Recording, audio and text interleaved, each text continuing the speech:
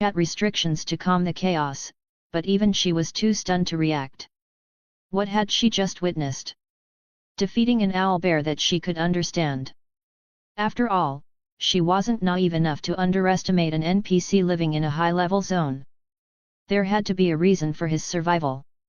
But to take down an owlbear in a single hit? Defeating and one-shotting a monster were two very different things. For that, you needed an overwhelming gap in power. He hadn't just pierced its tough hide, he had shredded it. And then there was the other thing that had caught her attention, the blue energy around Yu's spear. Most of the viewers had missed it, but with her battle experience, Kim Mari recognized what it was. That's aura, isn't it? Aura. A technique reserved for the strongest of the strong, the defining trait that separated the common soldier from the elite. It was said that even seasoned knights had to fight in wars for years to learn how to manifest aura. It was a high-level skill, and among the player base, no one had managed to use it yet. And now, an NPC had just casually demonstrated it. Kim Mari's mind was a whirlwind of confusion. Just who is this guy? Was he some kind of retired war hero? But he didn't even look older than she was. Was aura something you learned just by living in this forest? She didn't know.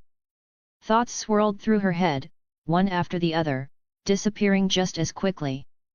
While she stood there, dumbfounded, Yu casually approached her, as if that overwhelming display of power had never happened. For some reason, his thin short-sleeved shirt and shorts didn't even register in her mind anymore after witnessing his strength. When he finally reached her, he squatted down like some kind of delinquent and looked her in the eyes. Because of you, my neighbor died. Hey! Naturally, Kim Mari had no idea what he was talking about and could only tilt her head in confusion. Of course, Yu wasn't about to explain that the owlbear had been his neighbor. She'd probably think he was crazy if he did. After a brief silence, Kim Mari finally spoke. I don't really understand what happened, but I'm sorry. And thank you. I almost died to the owlbear. Yeah, sure. Yu nodded indifferently. After all, he had already shed his tear for the owlbear, so there was no need for her to apologize. Looking at her, he noted how badly injured she was. You're hurt pretty badly. Yes. Her body was a complete mess. She was still alive, but she was bleeding out rapidly. Though her synchronization rate was low, so she wasn't in too much pain, her mind was starting to go hazy. It wouldn't be long before she died and logged out. Do you have any potions? No. We had a priest, so I didn't bring any. Her tone had grown noticeably more polite, despite the fact that she looked older than Yu. It was hard to be casual with someone this powerful. Inwardly, she cursed herself. Damn it, if only I'd brought a potion, I could have stayed alive a little longer. Just then, Yu handed her something. Eat this. It was a bright red fruit.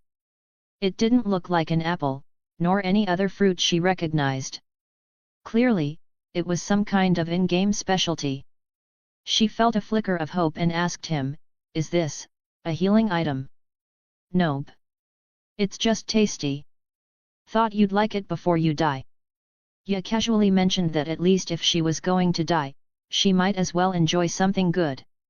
Kim Mari was at a loss for words. What was he even talking about? The chat seemed just as baffled. Excuse me, is he insane?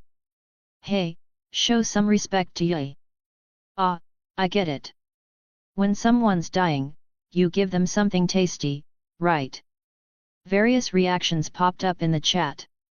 Still, since he had given it to her, Kim Mari accepted it, unsure of what else to do. Ah. Thanks. No problem. Yu smiled slightly, already thinking about how he would loot her items after she died. What was a piece of fruit compared to the gear she'd drop? Kim Mari took a bite of the fruit. Crunch. With her low synchronization rate, she didn't taste much of anything. And with that one bland bite, her life ended. Her vision blurred, and the last thing she saw before logging out was her viewer count. 15,000 viewers. The stream had been a massive success. After the battle, Kim Mari's stream ended with great fanfare. Though her entire party had been wiped out and she had lost most of her gear, she had at least shown the player base just how impossible the Forbidden Forest still was. With field monsters over level 100 wandering around, and most players barely reaching level 60, the gap in strength was overwhelming. Not only that, but she had shown them what Ye was capable of. News of the stream spread like wildfire through the community. This makes no sense. How high is his level to one-shot an owlbear? I can't even imagine it. Go back and rewatch the fight. Look at how relaxed his expression is, lol. To all the people who doubted him, time to bow your heads. I'm sorry for ever doubting him, I'll never act out again, and today we learned we're still weak as hell. What can we even beat? We get destroyed by knights, decapitated by monsters, and we have to risk our lives just to beat low-level mercenaries. What's next? Losing to a stray dog. We're the weakest species in the game, lol. Even the top-ranked players can barely compete with A-ranked mercenaries. What do we expect? Whatever, once we level up, we'll crush everything. By the way, what was Ye muttering during the fight? I've been rewatching the video of the fight, but Kim Mari was too far away to hear him. Does anyone know how to read lips? Wait, really? He was talking. How many times did you watch that to notice? So what did he say? Mr. Owlbear, I'm really sorry things ended up this way, WTF. Wait, is he actually talking to monsters? This guy's insane. I love him, he's a bit crazy, but he's hot. The community was in an uproar. Though it was just a small niche forum, the chaos within was like a full-blown storm. Ye's performance had left an impact far beyond what anyone had expected. Of course. Wow, unbelievable. Chapter 22, Chapter 22, Recruitment Announcement. In games that require a certain level of control, like Demon's Saga, there's often something called a mad movie. Since the game involves real-time combat controlled by players, it naturally leads to a lot of interesting and funny moments. Some people, fascinated by these moments, create edited videos to make them even flashier. Adding unique color effects to the video or syncing visual effects with attack timing. There are many ways to make a mad movie. What's unique about Demon's Saga is that not only players but NPCs are often included in these mad movies. After all, if it looks cool, that's all that matters. Naturally, Ye, who had recently become a hot topic, was no exception. Click you Cherine clicked on a trending post. Brought you a mad movie, video, added some simple effects. How is it? Plus oh, it's kinda chaotic. The original was better, idiot. But the shockwave around the owlbear was sick, lol. Yeah, just adding a bit of screen shake makes everything look epic. It ended too quickly though, no flashiness. I'm off to watch Shinhan Baiol's mad movies instead. Ugh, fans of that guy, click analyzed Yu's fight scene. The only thing I focused on was the last part. At the end, when he's preparing the thrust, did you notice how the spear turned blue? As far as I know, the only way to turn a weapon blue like that is with aura. So, what Yu did was use aura to shred the owlbear. Plus wow! Such a profound analysis. So, basically, he just killed it with raw power, and this guy's acting like he's the only one who figured it out, lol. Wait, aura isn't a skill? What the hell, are you sure that was aura? You're not just seeing things? Even A-rank mercenaries can barely use it. It's definitely aura. I've annoyed the leader of the 4th Night Division enough to know. It's a bit rougher, but it's the real deal. Wow, look at this guy brag. You're ruining the rest of our reputation with comments like that, you idiot. Click why is this guy so hot though? Picture, look at those veins and ripped muscles. Seriously, who's he trying to seduce? I just want to ravage him once. I'd have him sobbing on the floor in no time. LOL. Plus calm down, please, you'll probably get your throat slit first. It's just a plain t-shirt and shorts, dude. Come back to reality. No, that kind of casual hotness is even better, trust me. I can't with this, After scrolling through the posts, Cherine let out a sigh. The forum was on fire, all because of the chaos she had unwittingly started. It felt surreal to her. The NPC she had been chatting with, just casually, had turned out to be such a powerful figure. Of course, she had suspected that Ye was strong, but seeing it firsthand in a video had exceeded her expectations. A wry smile crept onto her face. He's going to get even more famous now. It was inevitable, given the incredible scenes he had pulled off. And the videos hadn't even hit YouTube yet. It had barely been a day since Kim Mari's broadcast ended. Once edited clips started circulating on YouTube, the hype would grow even more. If a streaming platform like Birari was a small pond, YouTube was an ocean. But at least now, knowing how strong he was, she wouldn't make the same mistake twice. She brushed off her mixed feelings and refocused. However, contrary to her expectations, the topic didn't blow up as much as she thought. A few days later, Guild Board notice posted it's important, so go check it out yourselves. No screenshots, better to see it directly. Plus bigger news had arrived, overshadowing the discussion about Ye. Recruitment notice for Demon Extermination Squad. Due to recent events, a prophecy has been received that a demon will soon descend. The entire continent is under a dark cloud, and we are recruiting brave souls for the extermination. All participants will be rewarded accordingly for their contributions in battle. Each participant will receive an upfront payment of 50,000 gold. For otherworlders, any lost equipment during death will be recovered and returned. The lives of countless people rest in your hands. Please, we ask for your support. Plus, when Cherine arrived at the guild, the first thing she noticed was how chaotic the atmosphere was. Otherworlders and NPCs were mixed together in a noisy crowd, all focused on the recruitment notice on the guild board. However, their reactions were divided. 50,000 gold just for showing up. If we get our equipment back too, this is a steal. The Otherworlders were mostly excited. A demon, in this already troubled time. I've only heard of them in history books, and now one's appearing. We're all doomed. Meanwhile, the NPCs were taking the situation much more seriously. It made sense. For the Otherworlders, this was just another raid event. But for NPCs, this was a matter of life and death. Even so, the level of anxiety among the NPCs seemed a bit extreme. Some of them looked like they had just lost a kingdom. Why were they so worked up? Surely, if the guild had posted a notice, they'd made proper preparations. Is the demon's descent really that dangerous? Cherine tilted her head in confusion.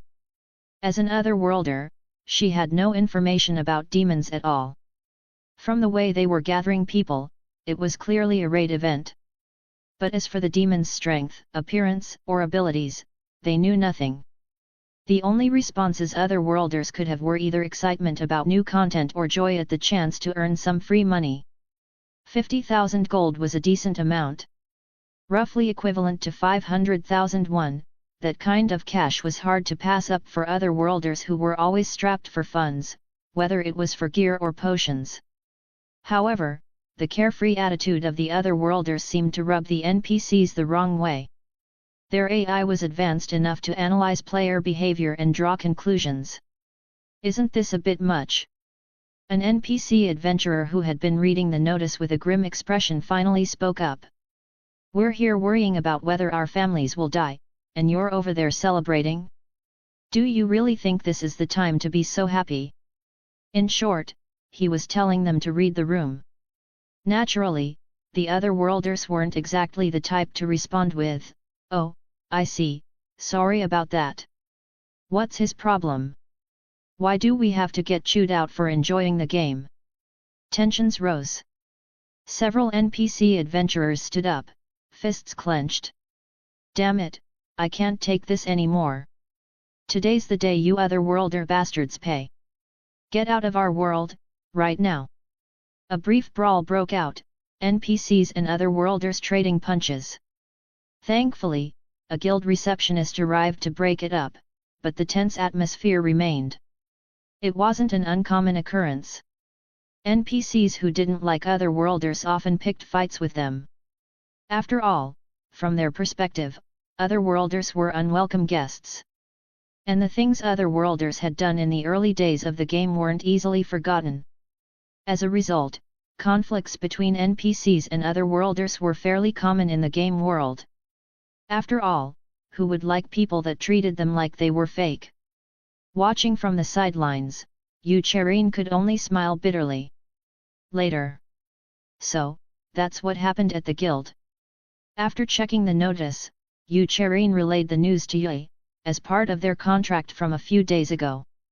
Honestly, she would have liked to stream their conversation, but for some reason, Ye had refused this time. He was dressed similarly to how he'd been before, in a simple short-sleeved shirt. Since the weather had shifted to mid-spring, even outerwear felt too warm now. His clothes were casual and comfortable, and by now, she had gotten used to his laid-back style. The first time she'd seen him in his 2 a.m. delinquent fashion had left a much stronger impression, so this felt like nothing in comparison. However, there was one thing she noticed: Ye kept scratching the right side of his collarbone. He seemed really bothered by it. Curious, she asked, "Did a mosquito bite you?" Yeah, sure." Ye nodded somewhat suspiciously. It seemed odd, but it wasn't important, so Cherine let it go. She had already delivered the news she came for, after all. Ye, on the other hand, had a serious expression. "I had a bad feeling, but now it's confirmed. A demon was really about to descend." Ye had only ever heard about demons in history books, but never in his life had he expected to see one. As an orphan, he'd only ever heard tales of the past. He remembered hearing that hundreds of years ago, when a demon last appeared, tens of thousands of people had died. No wonder people were so sensitive about creatures like him. What would happen this time? Even though he hated this world, it was still where he lived, so you couldn't help but feel concerned. The silence stretched between them until Cherine cautiously spoke up. "So, are you thinking about joining?" "Hey. The recruitment. They said all strong warriors are welcome." To Cherine, Ye seemed like an incredibly powerful person. After all, just living in this forest was no small feat, and taking down an owlbear was something even the people here struggled with. Someone as strong as him could definitely make a name for himself in a raid. However, Ye's response was lukewarm. "No, I'm not interested." It was one thing to have his image exposed to otherworlders, but he didn't want to go out of his way to reveal himself in such a public event. Even if he did manage to contribute, it would only lead to more questions about him. If any nation discovered that he had demon's blood, it was obvious how they would react. "I see." Cherine wasn't too surprised by his answer. She knew Ye had his own reasons and hadn't expected much. She had only asked out of curiosity. "Well, it's getting late. I'll head out now. See you next time." "Yeah." With that, she left the Forbidden Forest. A few weeks later, the demon descended. Its name was Andromalius. The 72nd ranked demon, Andromalius. Chapter 23, Chapter 23, Who We Are. Thousands of soldiers. Hundreds of knights. Hundreds of mages and dozens of priests. And even several large chests filled with holy water. On the day the demon was prophesied to descend, the gathering site was packed with people, like grains of sand on a beach. Thankfully, they had managed to roughly pinpoint where the demon would appear, allowing everyone to congregate in one place. No matter which direction you turned, the view was filled with armed soldiers, all fully equipped for battle. Wow! Cherine let out a small gasp of admiration as she took in the sight. Even though she knew this was the first raid event, she hadn't expected so many people to show up. And this number only represented those who had been filtered out and accepted. The requirement to participate was a minimum rank of C-grade adventurer. For other worlders, that meant a minimum level of 60. Only those level 60 and above could join this raid. For many, it was a steep requirement. There had been some complaints in the community about the restrictions, with some accusing the game of catering to high-level players. Of course, the game company, notorious for its lack of communication with players, didn't seem affected by the grumbling. There's so many people, damn. And there's no lag even with all these players. Is the server really going to hold up? Incredible how stable this is. Naturally, Cherine was streaming. As a streamer, she couldn't miss out on such a massive event.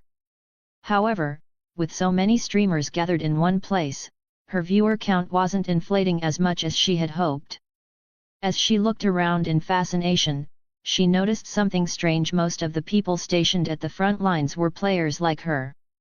Sure, it made sense that NPCs wouldn't want to volunteer, as they valued their lives too much.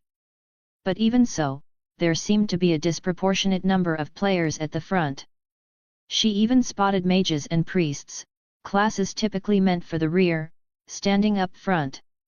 Her viewers picked up on the same thing and chimed in. They're using us as cannon fodder since we can respawn. I get it, but it still feels kind of shitty, lol. But considering they'll return our gear and give us 50,000 gold, it's a good deal, right? Cherine disagreed silently as she read the last comment. The fact that you couldn't log in for 3 days after dying was a big deal, especially for game streamers like her. A 3-day absence felt like an eternity. Sure, she could always do a chatting stream, but with Demon's Saga being so popular right now, those weren't very appealing. If she were to chat with her viewers, it would usually be while playing the game. Even with the risk of being locked out for 3 days, it was still worth participating in this raid. She could show her viewers the excitement of the raid, and if she managed to make a significant contribution, she might even earn extra rewards. The odds were slim, but you never know until you try, right? As she mulled over her thoughts, she suddenly noticed someone familiar in her field of vision. Oh! With a smile of recognition, Cherine approached the person. Uni. It was her editor. Online, she went by the nickname Black Meow, but her real name was Imhanul. Her black wavy hair, dark eyes, and square glasses with thick lenses were immediately recognizable. Not to mention, her chest stood out quite prominently compared to the other players around. Some of Cherine's viewers greeted Hanul, recognizing her from her occasional appearances on the stream, though not frequently. On top of being Cherine's editor, Hanul was also her manager. Oh, it's the manager. Yeah. This slacker's gaming instead of editing, lol. Wait, does this mean? Oh. Sexajaxibodity, you freaks, lol. As soon as viewers realized that Hanul was playing the game, the chat began to heat up, with a few risky comments popping up that could easily lead to a temporary ban. Hanul furrowed her brows. Yay, even if you want me to bear your children. You've been kicked by the manager. Oh. She's watching the stream too, hey. 7-7, the small rebellion was quelled in a matter of seconds. Cherine let out a sigh of relief. It was a common occurrence. Hanul was a strict moderator, known for keeping a tight leash on the chat. Every now and then, the repressed viewers would try to revolt. Cherine killed time chatting with Hanul until the raid officially began. It wasn't long before an alert popped up in front of her eyes, and the area ahead of her grew restless. The demon Andromalius has descended. The demon had finally appeared. Don't be afraid. Fight with courage. The lives of the people depend on your bravery. The commanding officer shouted, rallying the troops. Mages prepared their powerful spells in unison, and priests cast buffs as they muttered prayers. Cherine snapped back to focus, drawing her dual daggers, her newest gear crafted from the fangs of a mutated wolf. With these, it wasn't impossible for her to make a name for herself in this raid. Wah-ya! Hearing the cheers erupting all around her, she charged toward the demon. It didn't take even 5 minutes for her to die from a single strike from Andromalius. Everyone, repeat after me. We are nothing but weaklings. Plus we are nothing but weaklings. You are nothing at all. I am nothing at all. All those players who happily joined the raid got wiped in under 10 minutes, lol. There was a reason they only let high-level players in. Plus, to give the latecomers a chance, we've decided to suspend all high-level players for 3 days, lol. But hey, you still earned 50,000 gold, right? Time to celebrate. The streamer I was watching logged off just 3 minutes into the raid, lol. Who are we? NPC cannon fodder. What's funnier is that this demon was considered a weaker boss. In the end, we just weakened it by dying, and then the 5th Knight Commander stepped in and sliced off its head. And then he had the nerve to say, that was truly an easy battle this time. Like, seriously, WTF? Plus Cherine was sitting in a bar near her home, eating dinner with her editor, when she clicked on the video from one of the posts. Since she had died way too quickly during the raid, she figured she might as well finish up her dinner plans. The video she played was already at the raid's conclusion. Andromalius, severely weakened by the players, was being engaged in a one-on-one duel by the 5th Knight Commander. With a sharp slicing sound, Andromalius' left arm fell to the ground, and the serpent coiled around it wriggled for a moment before going still. The demon, now gravely injured, let out a scream in a strange, foreign language. Damn you, Sierra! This was supposed to be your turn to descend. The blood that brat carries was meant for you, yet you dared offer me up as your sacrificial pawn. It sounded more like the demon was yelling at someone else rather than focusing on his opponent. His actions now seemed less about domination and more about desperation. After a futile struggle, Andromalius' head was cleaved off by the Knight Commander's sword. That was the end of it. Aside from a few heavily injured NPCs, there were no casualties among the native forces. A flawless victory, if you didn't count the players. The screen showed a joyous scene, survivors embracing their comrades, celebrating their narrow escape from death. After watching the video, Cherine scrolled down to read the comments. Wow, the demon really was weak. Yeah, but we all still got wrecked by it, lol. Wait, 72nd ranked? Isn't that super low tier? LOL, she thinks that's an actual ranking system, ha ha ha. Wait, it isn't. LOL, wow, you really didn't know, hey? Sorry, my bad. Honestly, the raid felt more like a spectacle than something the players could truly participate in. It was as if they were just there to watch a trailer for the game rather than actively shape the story. Of course, Demon's Saga was a free-form open-world RPG, so such distinctions weren't supposed to exist. But still, in this case, the players were more like spectators than anything else. It was as if the game was telling them, not your time yet.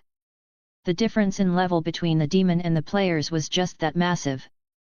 Ha, what am I going to do for the next 3 days? Cherine sighed softly as she finished her thoughts. With her character dead, she was looking at a forced 3-day break. Since she'd even taken time off from school, she was now stuck in limbo, an unemployed gamer with nothing to do for 3 days. I told you to stay back, didn't I? They weren't just giving away 50,000 gold for nothing. Across from her, her editor Imhaniel spoke up, taking a light jab at her. Unlike Cherine, who had been wiped out in 5 minutes, Haniel had survived to the end of the battle. Not because she'd cowered in fear, but because she was a mage, a class that allowed her to stay relatively safe during the raid. Her calm and calculating nature had also kept her from making rash decisions. I was planning to visit Yoru this week, but I guess that's out of the question now. Cherine grumbled, sipping her drink. Hanyul couldn't help but comment on that. Why do you keep visiting that NPC so often these days?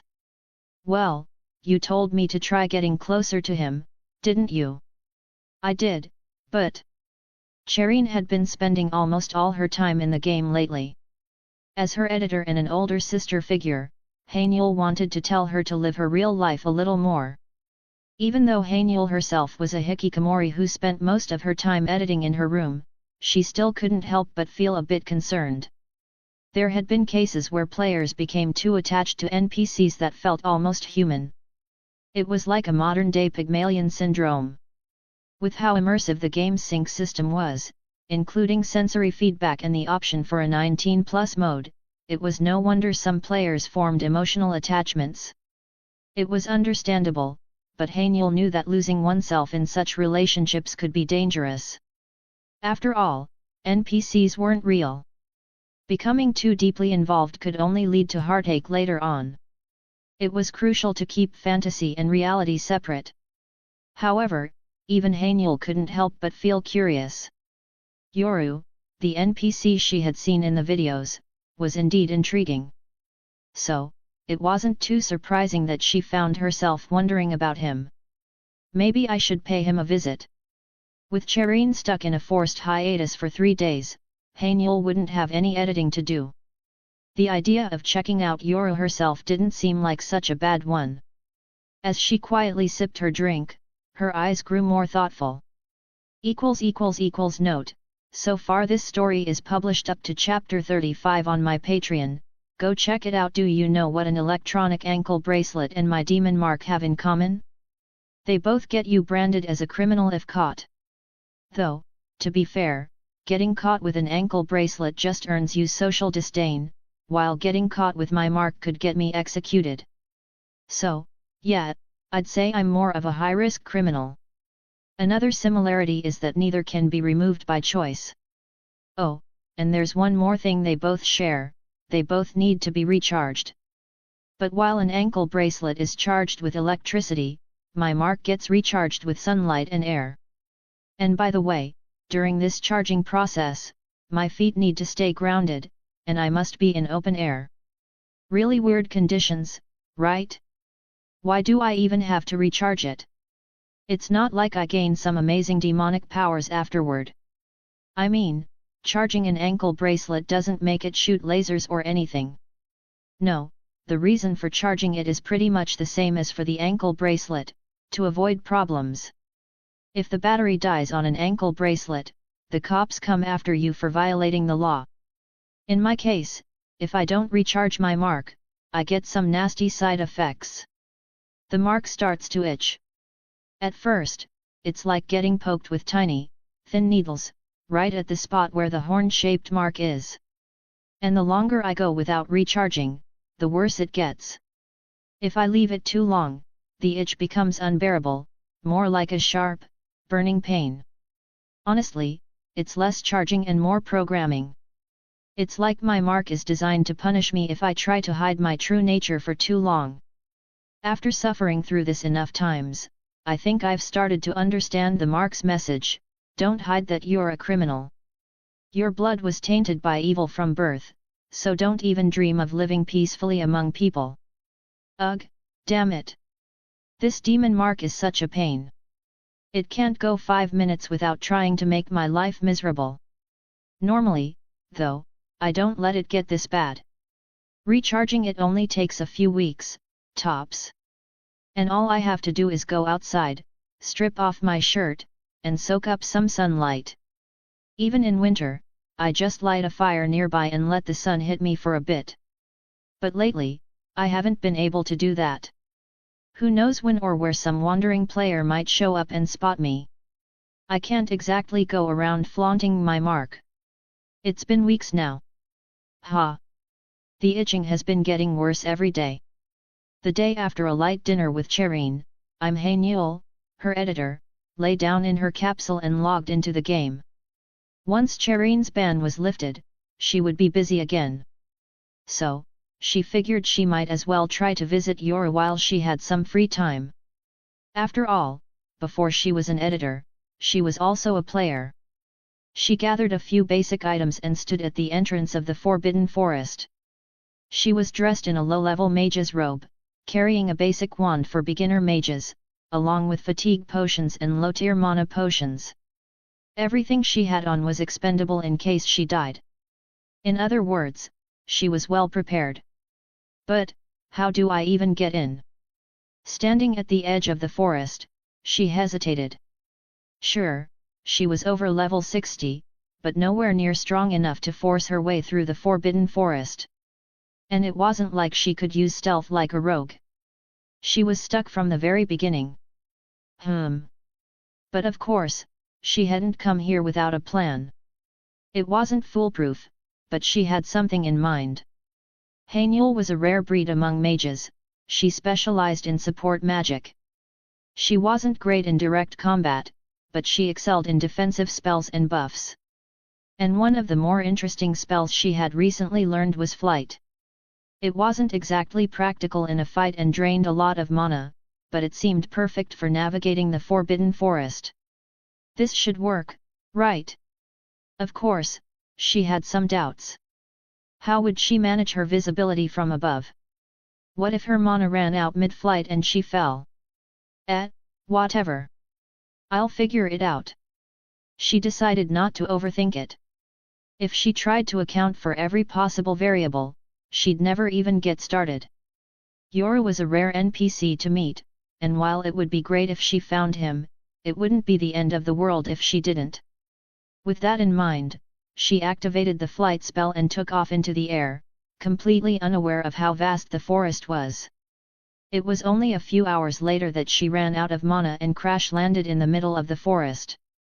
With a series of thudding sounds, my axe split the wood with ease. Today was a wood-chopping day. Despite the arrival of spring and the warming weather, fire was still essential. People need to eat to survive, and cooking requires fire. Recently, the stockpile of firewood I'd gathered during the winter had dwindled alarmingly fast. I'd thought I had prepared enough to last, but winter fires had burned through the stash quicker than expected. Fortunately, I had a new axe, a souvenir from Kim Mari, and today, I was determined to replenish my stockpile. The forest was vast, so gathering firewood wasn't exactly difficult. Thud. Thud. Ugh. There was just one problem: every time I swung the axe, my right collarbone itched like crazy. It was the damn demon mark acting up, itching more violently because I hadn't recharged it in weeks. The prickling, as if thin needles were poking into my skin, grew more intense by the day. At night, when everything was quiet, it even started to feel like a sharp pain. Still, I tried to ignore it as much as possible, focusing on chopping wood.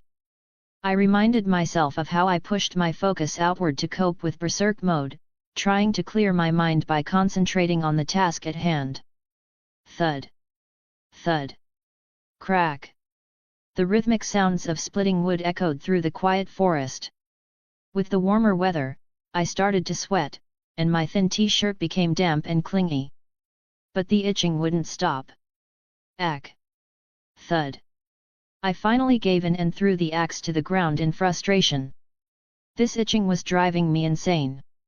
If I didn't do something soon, I'd end up dying from stress long before any knights discovered my secret. I needed to take care of this now. Leaving the axe behind, I dashed into the forest, heading for a spot behind my cave, the same clearing where I'd hung my laundry. As I mentioned before, that area gets the best sunlight. Sometimes, I dry myself out there too. After running for a few minutes, the clearing came into view, bathed in sunlight. I didn't waste any time, I started pulling off my shirt to let the sun hit my mark. Huff, huff. I was still cautious, though. Just because I was desperate didn't mean I was about to expose my mark recklessly. I scanned the area, my senses heightened, focusing on every rustling leaf, every shifting stone, and the faint breeze against my skin. Even if someone were hiding, no invisibility skill could completely cover up their presence. There would always be signs, footsteps, disturbed leaves, something. After a while, I confirmed that the area around me was clear, no life forms nearby. Good. Time to recharge. I pulled off my shirt, revealing the lean muscle I'd developed from surviving in the forest. The cool breeze hit my sweat-soaked skin, instantly soothing the itching sensation. It was like the sun itself was scratching the itch for me, and for the first time in weeks, I felt relief. Ha! This must be what sex feels like. It was so refreshing, I could count it as a substitute for it. I closed my eyes and enjoyed the sunlight, completely unaware of the disturbance above me. A strange noise made me pause, my brows furrowing in confusion. Something or someone was falling fast. The idea of flying over the forest had clearly been a mistake. If it were possible, wouldn't the NPC mages have already tamed the forest this way? Why hadn't I thought of that? Flying through the dense forest with wind resistance was draining my mana far faster than anticipated. I'd already downed 3 mana potions, yet it felt like my energy was being sucked dry. And now, I was out of potions. To make matters worse, the wind picked up, jostling me around violently. The gusts were much stronger in the sky. Haniel grimaced. If she wasn't careful, she would crash before even catching a glimpse of that NPC. Damn it! There was no choice but to land. Trying to maintain balance mid-air would only waste more mana. It was safer to fall and mitigate the impact. She disabled the flight spell, immediately feeling the weight of gravity as she plummeted toward the ground.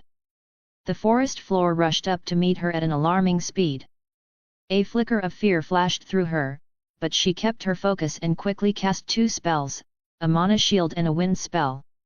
The wind spell slowed her descent just enough, and the shield would absorb the worst of the impact. Hopefully. With a loud crash, she hit the ground, a plume of dust rising around her. The force was enough to pierce her synchronization threshold, but the shield had worked. After a few moments, she managed to gather herself. Ow! Rubbing her head, she looked around and immediately froze. Standing in front of her, shirtless, was Yoru. His chiseled upper body was on full display, and he stared at her with wide eyes, clearly surprised by her sudden arrival. Her face turned bright red. Chapter 25, Chapter 25, What can I do? As Haniel rubbed her head, trying to recover from the fall, her gaze fixated on Yoru's bare upper body. It wasn't the first time she had seen a muscular NPC, but something about Yoru made the situation feel more personal. His skin glistened slightly from the sunlight, his muscles flexed as he breathed, and she couldn't help but notice the intricate, ominous markings near his right collarbone. The same markings she had glimpsed in brief flashes before, yet never paid much attention to. Now, seeing them so clearly, her curiosity spiked. Sorry, Haniel managed, her face flushing even deeper as she averted her gaze. She had just fallen out of the sky, practically into his lap, and now she couldn't stop staring. Yoru, still in shock at the sudden intrusion, blinked a few times, clearly trying to process the situation. After a brief pause, his expression shifted back into his usual calm demeanor. You okay? Yoru asked, folding his arms across his chest. His voice had a gruff, but oddly soft, quality to it that made Haniel feel even more embarrassed about her clumsy entrance. Yeah, I'm fine, she stammered. Sorry for dropping in like that. Yoru raised an eyebrow, clearly not impressed. Dropping in? You practically crashed. Haniel could only nod sheepishly, trying to hide her flustered state. She quickly got to her feet, brushing the dirt off her robes as if the motion would help her recover some dignity. I didn't mean to interrupt, whatever it was you were doing, she added awkwardly, finally stealing a glance back at him. He still hadn't put his shirt back on, and now that she noticed, his skin bore not just the demonic mark but also several small scars.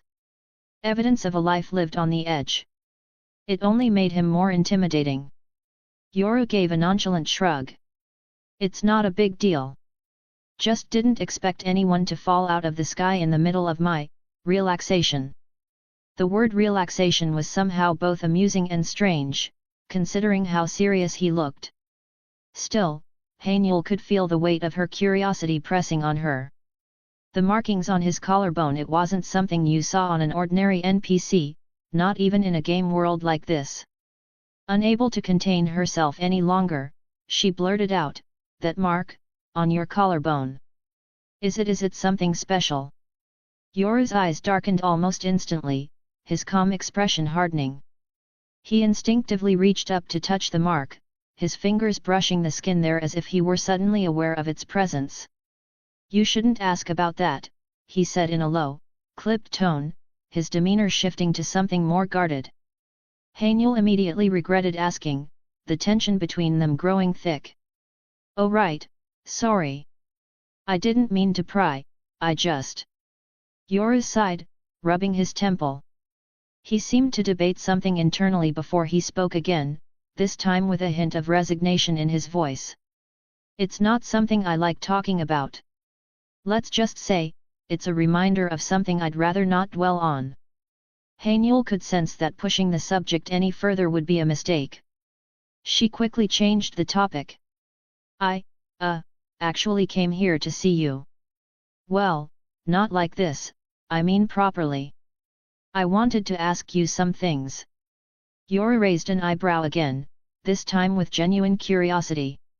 "You wanted to see me?" Hanyul nodded quickly, feeling a little more at ease now that the tension was lifting. "Yes. I've been hearing a lot about you lately, about how strong you are, about what happened with the owl bear. And, well, I was wondering if I could, maybe learn something from you." Yoru looked at her, studying her for a long moment. His expression softened slightly, and he uncrossed his arms. "You want to learn from me? What exactly do you think I could teach you?" Hanyul bit her lip, hesitating for a moment. "I know I'm not much of a fighter. I'm more into magic, really. But I've seen how you handle yourself in combat, and I thought, maybe I could pick up some skills to help me survive longer out here. You seem to know this place inside out." Yoru's gaze remained fixed on her, unreadable. For a moment, Hanyul wondered if he was going to turn her down or worse mock her for even asking. But then, to her surprise, he let out a low chuckle. "You're serious about this?"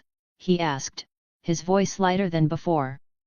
Hanyul nodded, her face determined. "Yes. I know it might seem strange, but I've been watching how things are going in this world, and I think I need to be stronger if I want to survive here. You're probably the strongest person I've met so far." Yoru exhaled slowly, looking off into the distance as if weighing the decision in his mind.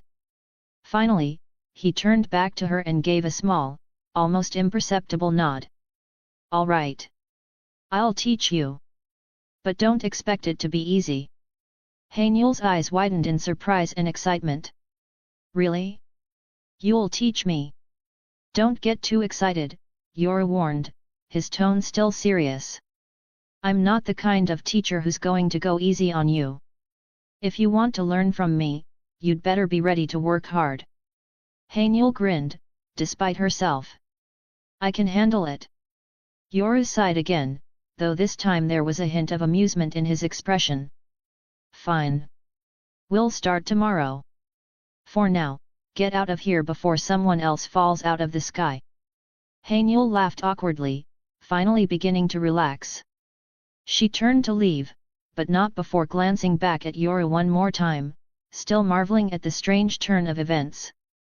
As she made her way back through the forest, her heart raced with excitement. She had a feeling that training with Yoru was going to be an experience unlike anything she had gone through before. Still, there was that nagging curiosity about his mark. What kind of secret was Yoru hiding? And how much of it would he be willing to reveal? For now, though, she was just grateful that she had survived the fall and even more grateful for the opportunity that had come with it. Chapter 26, Chapter 26, Illusion, Bonus Chapter. It had been over a month since the incident involving the demon, which had brought certain information to light. Thanks to that, a large-scale event known as the Andromaliu's subjugation was organized, and the video footage from that event was nothing short of shocking. The identity of the little child featured in that footage had been mostly uncovered. Never underestimate the determination of the players. There were plenty of survivors from the incident back then, and information could also be gathered from the knights. And the information collected piled up, eventually being organized on TreeWiki. As expected of TreeWiki, the Akashic records that contain all the records of the universe, even the details about a mere NPC, were documented there. Of course, most of the information was heavily distorted, making it unreliable. But at least in the game, it provided some credible information. With only the keyword tattoo in hand, Imhanul had been drifting through the sea of information. It was a rather curious experience when the seemingly unrelated keyword Devil's Blood appeared as a related search term. Tilting her head in confusion, Imhanul immediately clicked on the related keyword, eventually leading her to the records of the demon incident. Hanul quickly navigated through the various entries, heading straight for the information on the demon. The demon responsible for the incident at that time was said to be a 14-year-old boy. He was a local child from that village, and the Devil's Blood had manifested in him when he was 10 years old. However, due to the village's remote location, this fact had been hidden. It was said that the boy's parents cherished him deeply and worked hard to keep him hidden. As a result, even the villagers were unaware that the child possessed the Devil's Blood. Things could have remained that way, but unfortunately, tragedy struck when he turned 14. Unable to bear the Devil's Blood any longer, the boy lost his sanity. The situation escalated, and it eventually spread across the entire world. What intrigued Imhanul was this: she understood that the Devil's Blood was extremely dangerous. After all, a mere child had almost destroyed an entire village and even summoned a demon. The fact that the country had issued recruitment notices to subdue the demon showed just how much NPCs feared those with the Devil's Blood. But how could they detect when the Devil's Blood had manifested? Fortunately, the method was surprisingly simple. Those with the Devil's Blood would, without exception, have a demonic mark appear somewhere on their bodies. The shape and location of the mark varied, but its appearance was a certainty.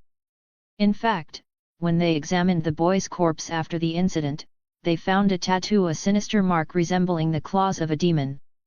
No way! Her thoughts naturally connected.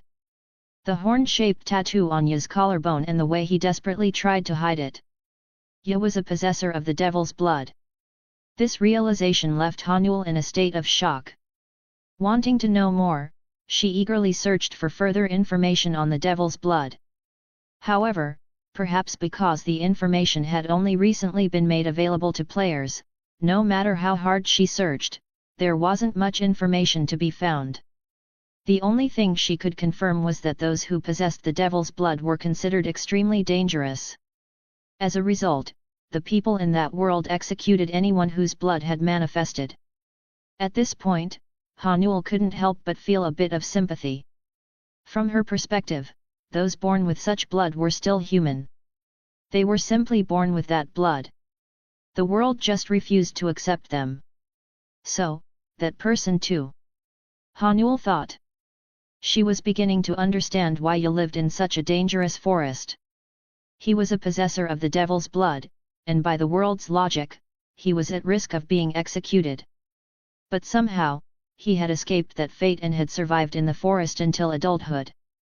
The promiscuous past she had once assumed he had didn't exist in the slightest. He was simply living each day fiercely in the forest. Realizing this made her feel slightly guilty. Now, she had two options. She could either report him to the authorities, like the people of that world would. Or she could simply stay quiet and let things be. It didn't take her long to make a decision. It had already been 2 days since that woman who fell from the sky disappeared. In the meantime, I had made all the preparations I could. First, I packed everything I might need so I could leave the cave at a moment's notice. Even though I was living a simple life in the wilderness, I had quite a bit of stuff. The storage room was filled with all the items I had gathered over time. By the time I grabbed those along with some survival gear, the load was quite heavy. I also tied some thin ropes with bells near the trees. This was to alert me if anyone came into the forest. Sure, sometimes wild animals would set off the bells and put me on edge, but it was a risk I was willing to take. Besides that, I had secretly set fire to the goblin camp. I felt a little bad for them, but this way, they'd stay on high alert. If anyone came looking for me, the goblins would raise a ruckus and let me know. Their cries were pretty distinct, after all. Anyway, with that, I had done everything I could. All that was left was to wait in the cave. Depending on whether the next visitor was just a random traveler or a full-fledged hunting party armed with swords and bows, my response would be different. If it was the latter, I'd have to run deeper into the forest without delay. No matter how determined they were, they wouldn't be able to bring an entire army that deep into the woods. The waiting itself was stressful. I had no way of knowing if what was coming for me would be a gesture of goodwill or a pointed spear. I had no choice but to stay on high alert, even at night. Naturally, I hadn't been sleeping well. It was an agonizing wait. Then, on the morning of the third day, something happened. Half asleep, I stumbled out of the cave, only to find someone was looking for me. It was the same female mage I had seen 3 days ago. There hadn't been any noise to alert me, so she must have flown in from the sky again like before. Ah, finally found you. Her eyes widened as she spotted me. I immediately raised my guard. But she continued to approach slowly, as if unfazed by my wariness. People love a good twist. It's because our genes evolved that way. In the distant past, humanity knew very little, and to find answers, we had no choice but to be curious. That's why, when we uncover secrets or experience unexpected turns of events, our nervous systems light up and release dopamine. In simpler terms, people are attracted to the unexpected. It's what we commonly call gap-mo. Like finding out that someone you dismissed is actually an extraordinary person. Or hearing about the misfortunes of someone you thought was living a happy life. Or perhaps, what is this? Someone who seemed like they lived a wild life but turned out to be a lonely person with a tragic past. That was why Hanuel had come back to the forest. She had been wandering around all morning just to meet this NPC again. At one point, she thought she might not find him. Ye had spotted her and immediately raised his guard. He looked as sharp and wary as a hedgehog with its spines raised. What should I say? Hanuel pondered for a moment. Unfortunately, social skills weren't her strong suit, so she couldn't think of a smooth conversation starter. After some hesitation, she decided to get straight to the point. I haven't told anyone else, so don't worry. Ye flinched slightly from across the way. His expression showed that he clearly didn't believe her. Understandably so, no one would trust just words. And to be honest, she couldn't offer any solid proof.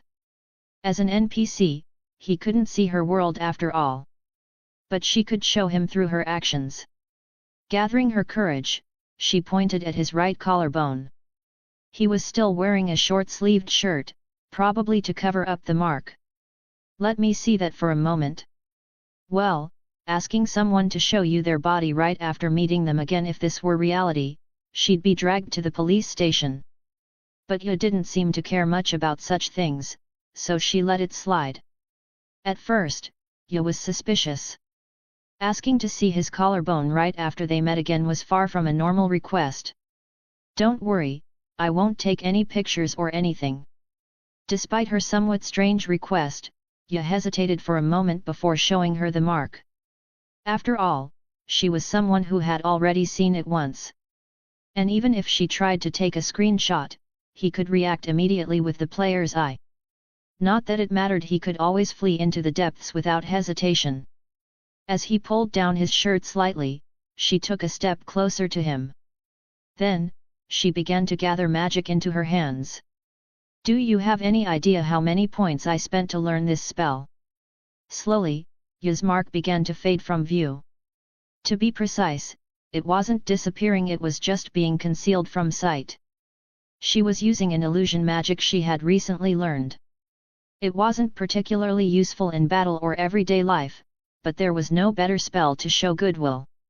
Hanuel wasn't finished talking yet. I'm Yu Cherin, an editor. People like him tend to prefer practical benefits over mere words. They need to see what's in it for them to feel at ease. It might seem a bit cold, but she figured this was the best way to calm him down. And you're the reason our YouTube views have skyrocketed. There's no reason for me to kill the goose that lays the golden eggs. Got it? Ya stared at her blankly for a moment. Hanuel couldn't quite figure out what he was thinking. Did he believe her, or was he still suspicious? For all she knew, he might not even understand what YouTube was. So, what I'm saying is... Hanuel struggled to find the right words. But for someone like her, who wasn't good at talking, putting her thoughts into words wasn't easy. Just coming this far and speaking up had taken a lot of courage. After fumbling for a while, she let out a sigh and repeated herself. Anyway, I didn't tell anyone, so don't worry. The sun was high. Even in this grim forest, the light breeze and the fresh spring air brought a pleasant atmosphere. Ya stood there in a daze, quietly watching as her illusion magic took effect. In the quiet forest, the only sound was the faint beating of her nervous heart. Chapter 27, Chapter 27, Theft, Bonus Chapter. It's already been a month since Hanuel left. During that time, there was a single incident of a berserk state A triggering, but thankfully, I was able to handle it easily with 3 holy elixirs. It was a bit sad to have used all 3, though. Other than that, nothing much happened to me, thankfully. It seems like she really didn't tell anyone about me, just like she said. I don't know much about international politics, but a month is more than enough time to send a hunting or pursuit team. Because of that, I was finally able to relax. There was no need for me to leave the comfort of this cave. The only downside was that the magic she cast wasn't all that effective. I think the spell was called Illusion Sight or something like that.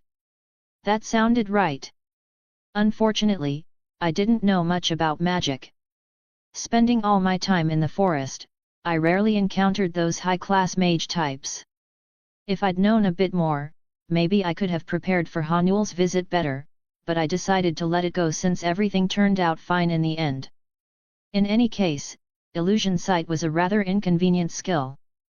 The duration didn't last longer than half a day, and it required the caster to stay nearby. The one good thing, though, was that even with the illusion in place, I could still recharge my demonic mark. It was, after all, only an illusion that affected sight. The condition that my demonic mark be exposed to sunlight and air was still fulfilled. What a foolish mark! Failing to account for something like this definitely a failure as a programmer. Because of that, whenever I needed to sunbathe, I'd just take advantage of her. I'd have her sit nearby and cast illusion sight while I sunbathed. People might suspect our relationship, but at least no one else would see my mark. Out of courtesy, I wore a sleeveless shirt for her sake. After all, I only needed to expose my collarbone.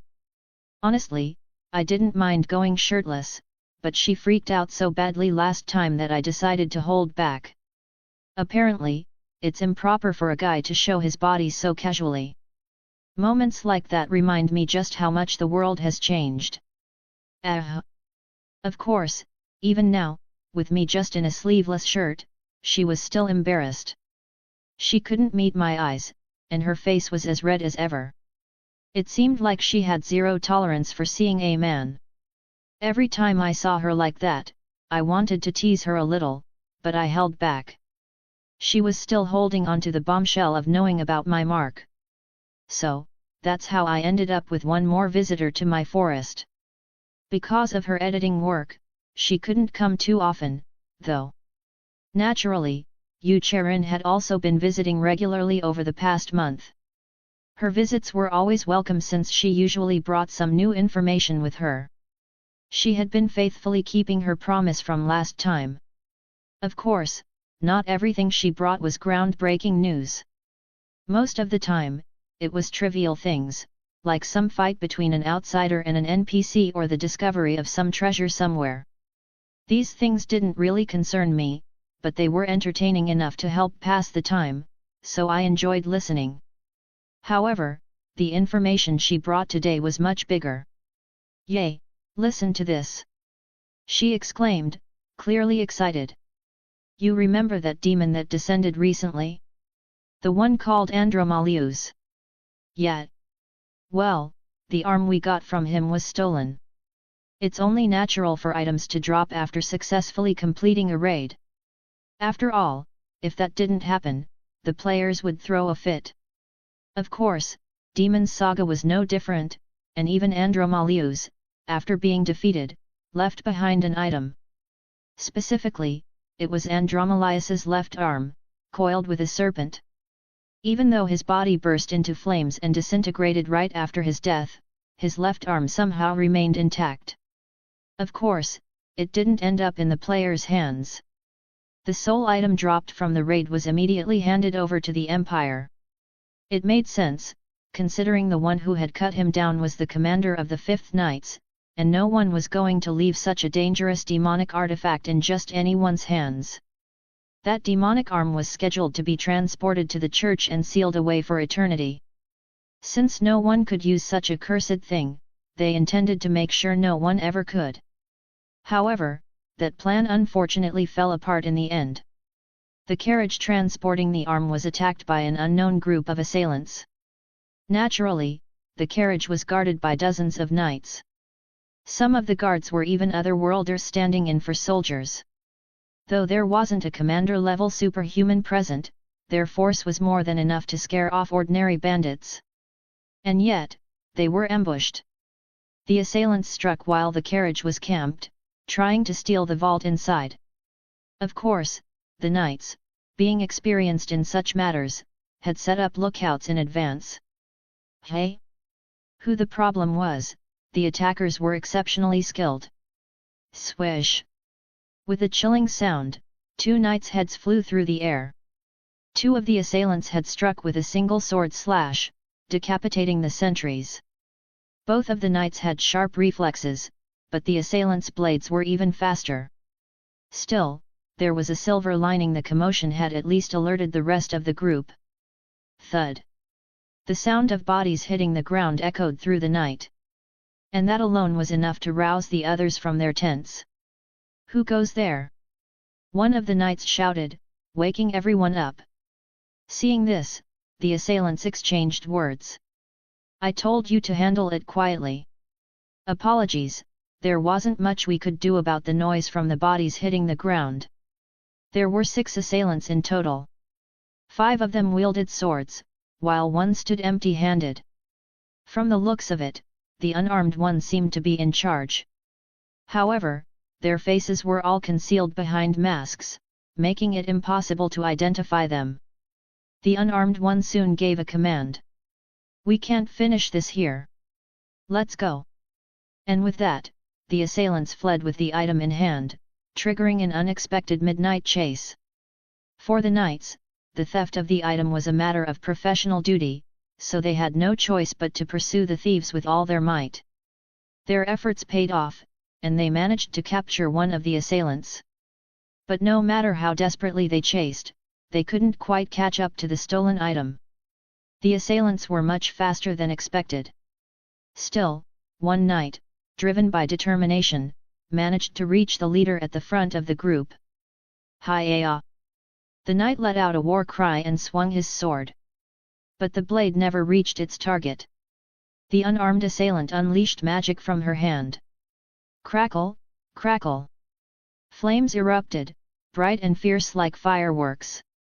It was a dazzling sight, like the moments before a firework exploded. Then, she aimed it straight at the knight. Arg! And that was the end. Hundreds of sparks flew from the assailant's hand, engulfing the knight and snuffing out his life in an instant. As the knight's charred body collapsed to the ground, the assailant spoke. "Oh, I'm terribly sorry. You see, this artifact is practically a holy relic to our order."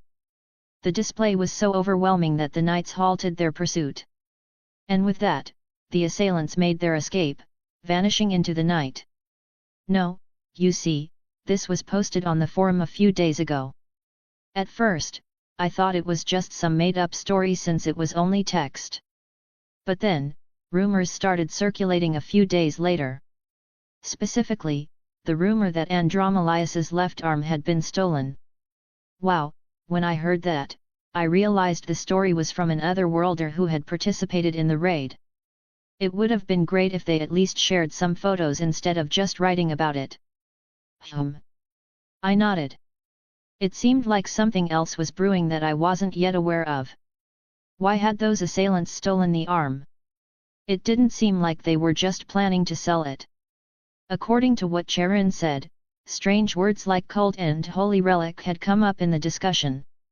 Anyone capable of taking down a knight with one blow wasn't your average fighter. Of course, none of this directly involved me, so I didn't think too much about it. Then, a thought suddenly flashed through my mind. Didn't they say they had captured one of the assailants? They should be able to get information from him. Who exactly were these assailants? I asked her about the current status of the captured assailant. "Oh, that." And then I got this response: "They escaped. Damn it, catch them. Don't let them get away." Luck had been on her side. The guard had carelessly left the key in his back pocket, making it easy to steal. Foolish guard, he never expected that someone's arm would grow long enough to snatch it. Ha, ha. Thanks to that, she was able to grab the key and slit the guard's throat before making her escape. She'd probably be put on a wanted list by the Empire, but that didn't matter, she had been on the verge of brutal interrogation anyway. The pursuit squad will come after me. As she watched the commotion after her escape, she thought to herself. I need to hide for a while. With her face now exposed, she would have to avoid being seen wherever she went. The Empire would be on the hunt, determined to extract any information they could from her. At the very least, she needed to find a safe place to hide until she could make contact with the cult again. While on the run, she came across a forest. It was known as the Forbidden Forest, a dangerous area filled with many deadly monsters. Dangerous, yes, but, with her level of skill, she could avoid detection long enough to make contact with the cult. Tap. With that thought, she ran into the forest. Chapter 28, Chapter 28, Blitz, Bonus Chapter. If there's one thing that changed with the arrival of spring, it's the weather. For one, it's gotten much warmer. No, actually, it's straight up hot. As time passes, it's clear that summer is slowly creeping in. When I think about summer, I can't help but frown. Maybe because winter here was so short, the summers in this place feel way too long. Thankfully, it's cooler than the killer heat back on Earth caused by global warming, but unfortunately, my cave doesn't come with air conditioning. You can probably imagine what a problem that is. During summer, I usually stay in my cave without a shirt, or even just in my underwear. I mean, why wouldn't I? When you're at home, you dress comfortably, right? And since this cave is my home, it's only natural I'd do the same. But this time, that might not be an option. You never know when an uninvited guest will show up at my door. Sure, I've camouflaged the cave a bit, but if someone takes a close look, they could easily notice the difference. I can't help but feel a bit anxious about it already. Well, I'll deal with it when the time comes. For now, I've got things to do, so I decided to put that worry aside for later. One downside to spring is that it's not just plants that thrive. The animals start to grow too, and with the good weather, monsters also get more active. Sometimes, creatures from the deep parts of the forest even expand their territory and wander down into the middle layers. It's rare, maybe something that happens once every few years, but it's still something to keep an eye out for. There's always the chance a dangerous beast like a mountain lord could come down. Though not all monsters are that deadly, there's no need to go looking for trouble. So today's task was reconnaissance. I wandered around the forest, looking for any signs of change. If nothing seemed different, great. But if there was something, I'd at least check to see if it was dangerous. I walked around the areas of the middle layer where I usually spent most of my time. After a while, I finally stumbled upon a trace of human activity. Footprints and the corpse of a monster, seemingly slashed by something sharp. In other words, definite signs of people. Slash. Crick. Following the path of the sword, a crimson line appeared across the goblin's body. The frail creature couldn't withstand even a single strike from the assailant's blade. Yet, despite the victory, the attacker's face was still twisted in frustration. Thud. The goblin fell to the ground with a dull thump, and the assailant spat out a curse. Damn it, why are there so many of these damn monsters? This forest was definitely different. As if to prove it was untamed land, enemies lurked everywhere. Still, retreating to the upper layers wasn't an option. The pursuers could be searching there. Phew. It was an exhausting situation in many ways. She was hungry, her body was tired, and she couldn't even tell what was safe to eat. On top of that, the stress was building, and well, her desires were also creeping up. Damn. But she pushed through her fatigue and kept moving forward. She needed a place to hide, a base where she could lie low for a while. From there, she could figure out how to contact the cult. It was while she was moving ahead that she noticed something. Suddenly, her eyes caught sight of a man. She couldn't help but be surprised. Wow! The man was incredibly attractive. He had sharply defined features, a strong body visible even under his clothes, and perfect proportions. His aura was slightly intense, but that only added to his unique charm. A man of such caliber, rarely seen even in a bustling city, had appeared out of nowhere in the middle of this forest. Questions popped into her mind. Who is this? Why is there someone here? Does he live in this forest? Judging by his appearance, he didn't seem to be from the city. As she pondered these thoughts, a plan formed in her mind. This is a good opportunity. If she played her cards right, she could attack him and steal his supplies. And if he really did live here, she could take over his base. With that, she hid her presence and prepared to strike. She wasn't reckless. If he was living in this forest, he must have some level of skill. She waited patiently, ready to pounce the moment the opportunity arose. But the situation didn't play out the way she hoped. He noticed her before she could make her move. If you're going to let your scent of blood leak like that, there's no way you can stay hidden. The man smiled casually, looking directly at her hiding spot. She was stunned. What? How did he detect her from this distance? She had confidence in her skills, especially when it came to stealth and assassination.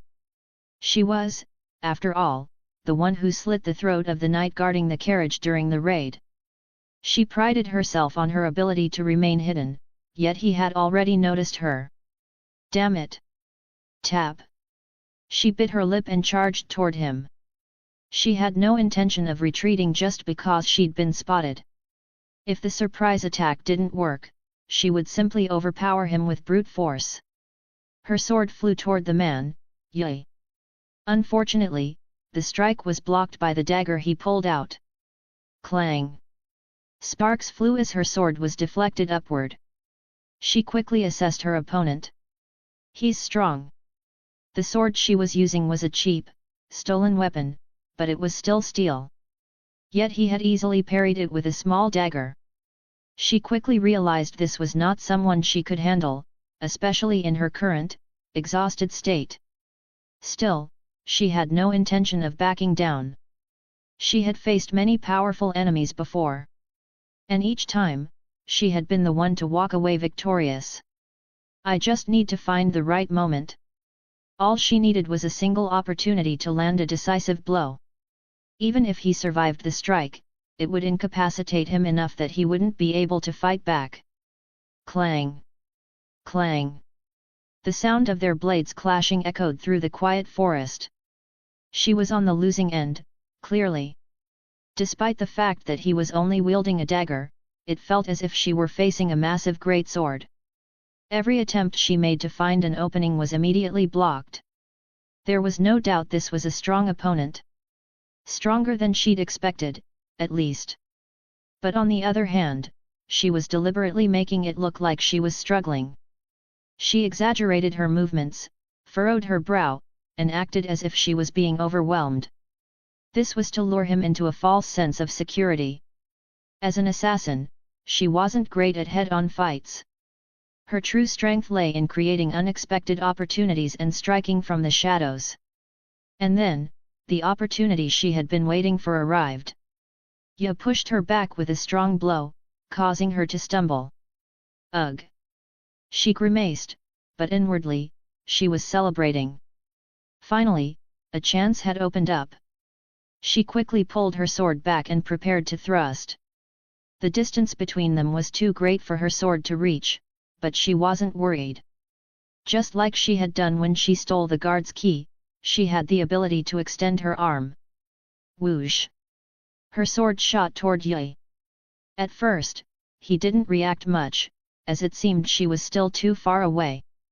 But what she hadn't accounted for was this: Ye wasn't just a skilled fighter. He was a survivor of this forest, someone who had faced many formidable enemies and lived to tell the tale. And once you're aware of an attack, you can always react to it. Ye's eyes widened for a moment, and then he immediately raised his dagger to block. The assailant's sword reached him. Clang! Sparks flew as the weapons clashed. Her strike, filled with all her remaining mana, was far stronger than any of her previous attacks. It was powerful enough to push Ye's dagger back, even if only for a moment. But that was all. If the blow had landed directly, it might have worked. But once the attack was blocked, there was no way she could penetrate his defense. Slice! Ye's arm was nicked, but her sword was knocked from her grasp, flying into the ground. Wow, that last strike was impressive. Most people would have fallen for that. She was speechless. She had poured all her remaining strength into that blow. Even though she couldn't yet create a true sword aura, her strike had been close enough. And yet, he had blocked it so easily. As she stood there, staring in disbelief, she noticed something. The small wound on Ye's arm was healing at an unnatural speed. And she felt a faint, dark energy coming from him. She couldn't help but mutter in shock. Blood manifestation. At her words, Ye's gaze shifted toward her. Chapter 29, Remediation, Bonus Chapter. The first time I investigated the footprints, it was simply to confirm what I suspected. I didn't plan to fight.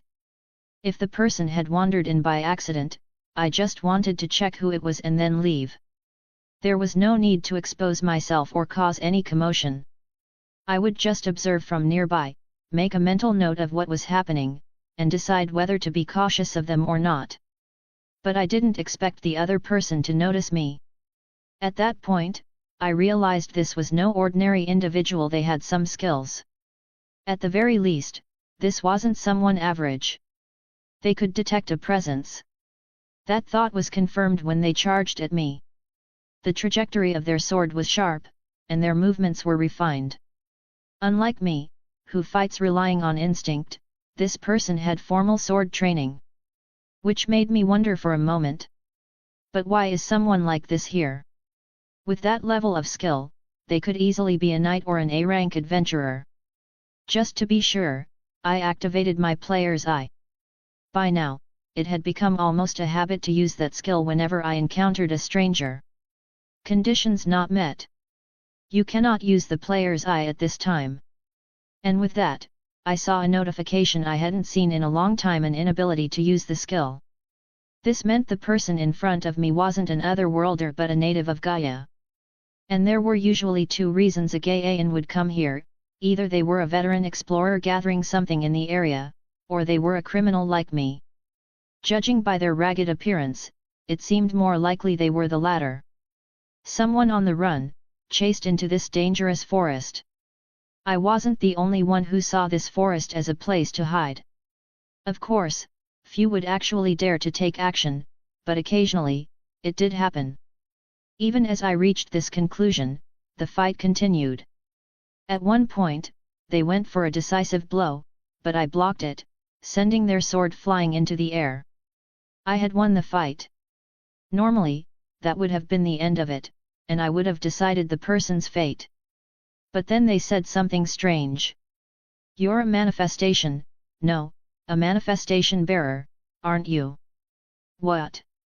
I didn't expect to meet someone like you in a place like this. It explains your strength. Manifestation bearer.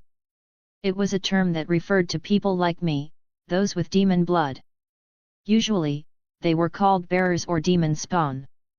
It seemed they had drawn that conclusion after seeing my regeneration ability.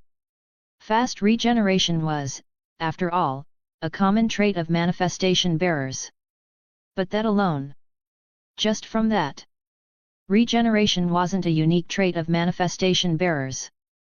Fast healing could come from magic, holy power, or even a peculiar constitution. This person had just extended their arm earlier using some unknown method, after all.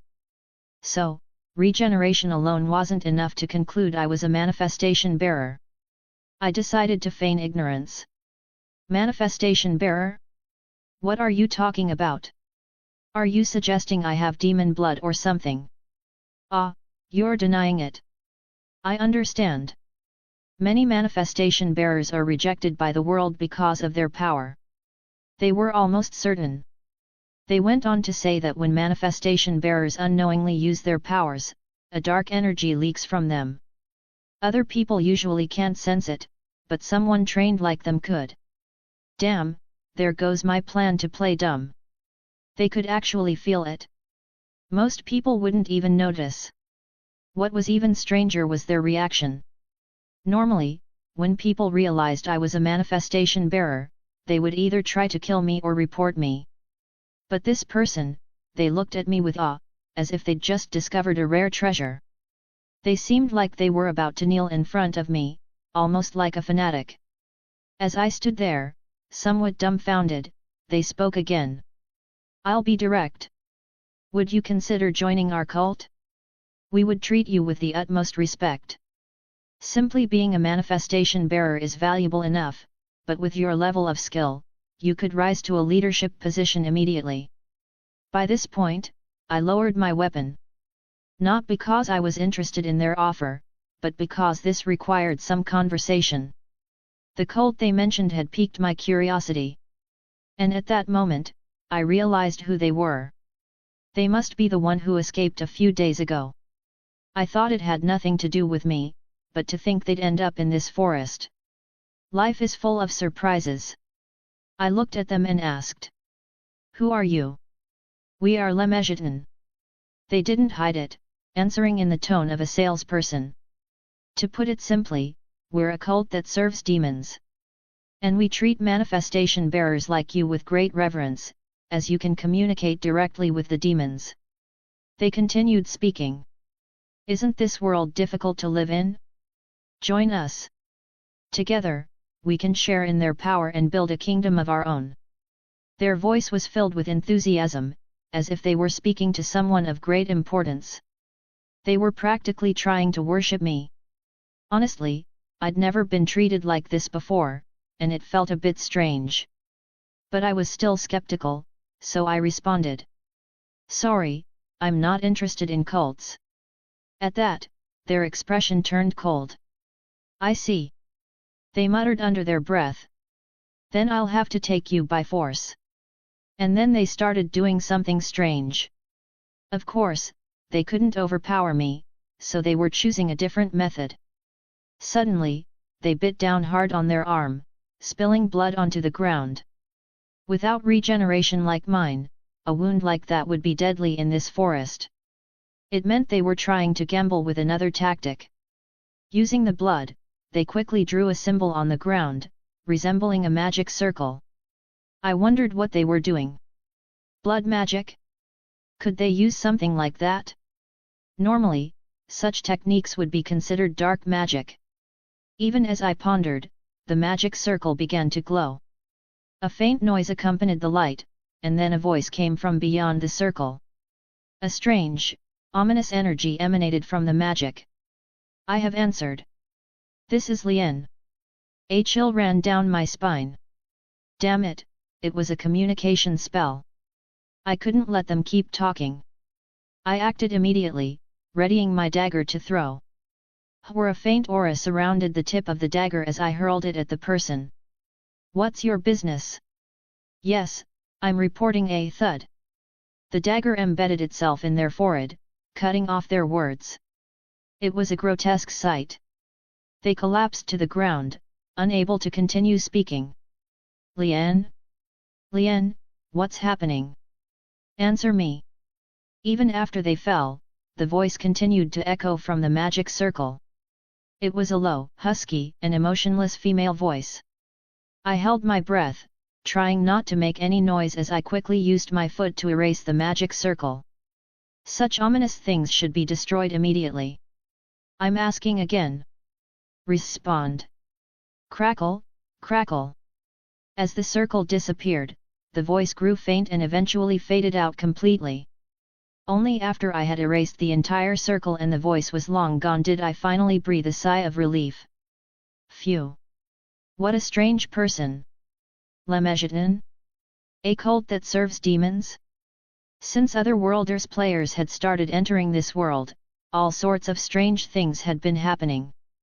Up until now, I'd just ignored it since it didn't concern me. But judging by their reverence for me, it seemed like people like me were now involved. I don't know. After thinking about it for a while, I decided to push the questions to the back of my mind for now. I had more pressing matters to deal with. There was still a corpse lying on the ground, a dagger lodged in their forehead. Once the body was found, search parties would likely scour the area. The fact that they belonged to some mysterious cult only made the situation worse. Just thinking about it was enough to give me a headache. I can't exactly report the body, either. At the very least, if the body were discovered, the pursuit teams might not disturb the area. As I stood there pondering, a brilliant idea suddenly came to mind. And soon enough, I was able to put that idea into action. The next day, Hanuel visited Yu's cave for the first time in a while. There, she was met with the strange sight of Yu smiling brightly next to a corpse with a hole in its forehead. After listening to Yu's request, Hanuel couldn't help but ask again to make sure she heard correctly. So, you're saying this guy was one of the assailants, and you're the one who took him down? Yep. By the way, they had dropped the formal language a few days ago. Since Hanuel was a bit older, it felt odd for her to keep speaking so politely. It was actually Yu who suggested they switch to casual speech, but that wasn't really the issue right now. And you want me to report this body to the guild, saying I'm the one who caught him? Yep.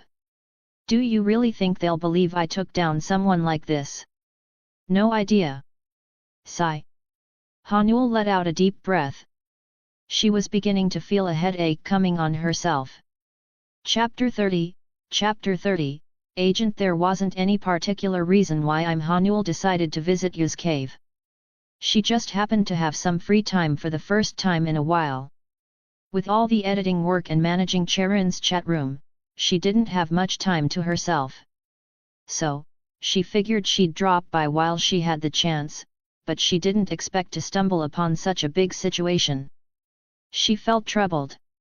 While reporting the body to the guild was something she could do, she wasn't sure how she'd explain the situation. It wasn't like she could just walk in, say, "Hey, I caught this guy," and expect the receptionist to believe her without any questions. They'd definitely ask for details, and that's where she'd get stuck. Rumor had it that the assailants who stole the demon's arm were as strong as an A-rank mercenary team. And to even reach A rank, you had to be at least level 110. That put them in a league of monsters. Considering that, if she, who was only level 70, claimed to have caught one of them, suspicion was inevitable. So what do? I don't exactly have a solution either. Of course, you had thought about that problem as well. But he didn't have many people he could ask for help. Since he couldn't reveal himself easily, there were few people he could trust with the task. Even though he knew it was a tough ask, he didn't have many options. There were only about 2 people he could even think to ask, and Hanuel was one of them. Unless, maybe you could say you and Charon worked together to take him down? But that might be hard too.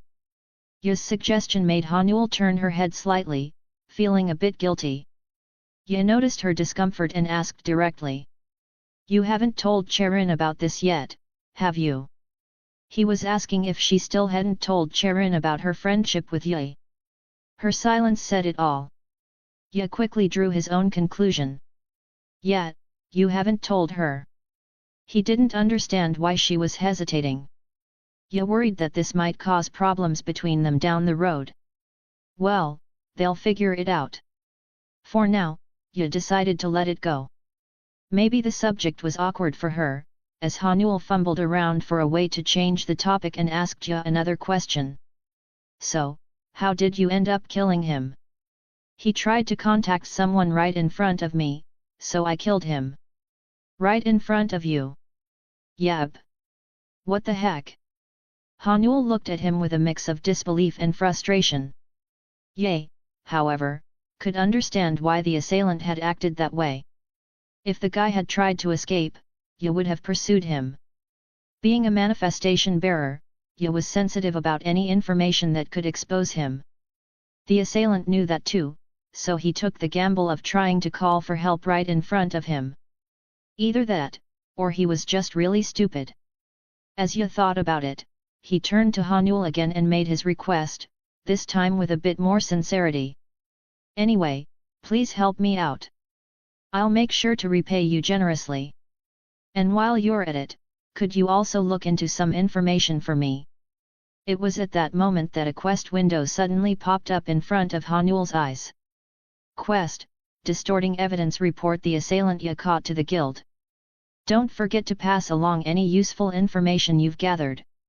Success reward, Goblin Shaman's Orb, increased chance to prevent future disasters failure penalty. Both Ya and Hanuel tilted their heads in confusion at the same time. A quest, out of nowhere, at this exact moment? The timing felt a little too meaningful, but the message was clear. There's no way I can turn this down now. Hanuel realized she had no choice but to accept the request. After accepting the quest, Hanuel left the cave shortly afterward.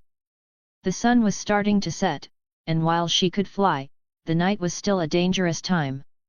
Besides, to conserve her magic, she needed to walk near the surface layer.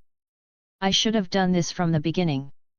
Last time, she flew from the surface layer and ran out of magic. By changing her method, she used significantly less mana. And since the monsters in the surface layer weren't too difficult for her, having learned some basic support magic, she could manage. Once she left the Forbidden Forest, Hanuel let out a small sigh of relief. While it was good to have a quest, the strange sense of pressure weighed on her. Phew! The phrase increased chance to prevent future disasters in the reward description kept lingering in her mind. The future? That phrase clearly hinted at something significant. Is this related to the main storyline? She had been waiting for a lead on the main storyline for so long, and now a clue had appeared. It was both exciting and burdensome for an ordinary player like her. Hanuel thought about Ya for a moment. Just who is he?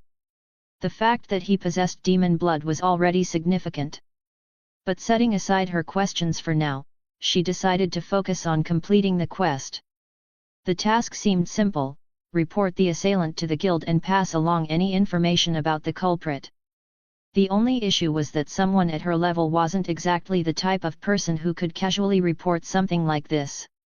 So Hanuel came up with a more roundabout way of handling it. "Welcome. What brings you here today? I'd like to request a favor." She was going to hire a proxy to deliver the information on her behalf. The Adventurers Guild had an interesting system for handling requests.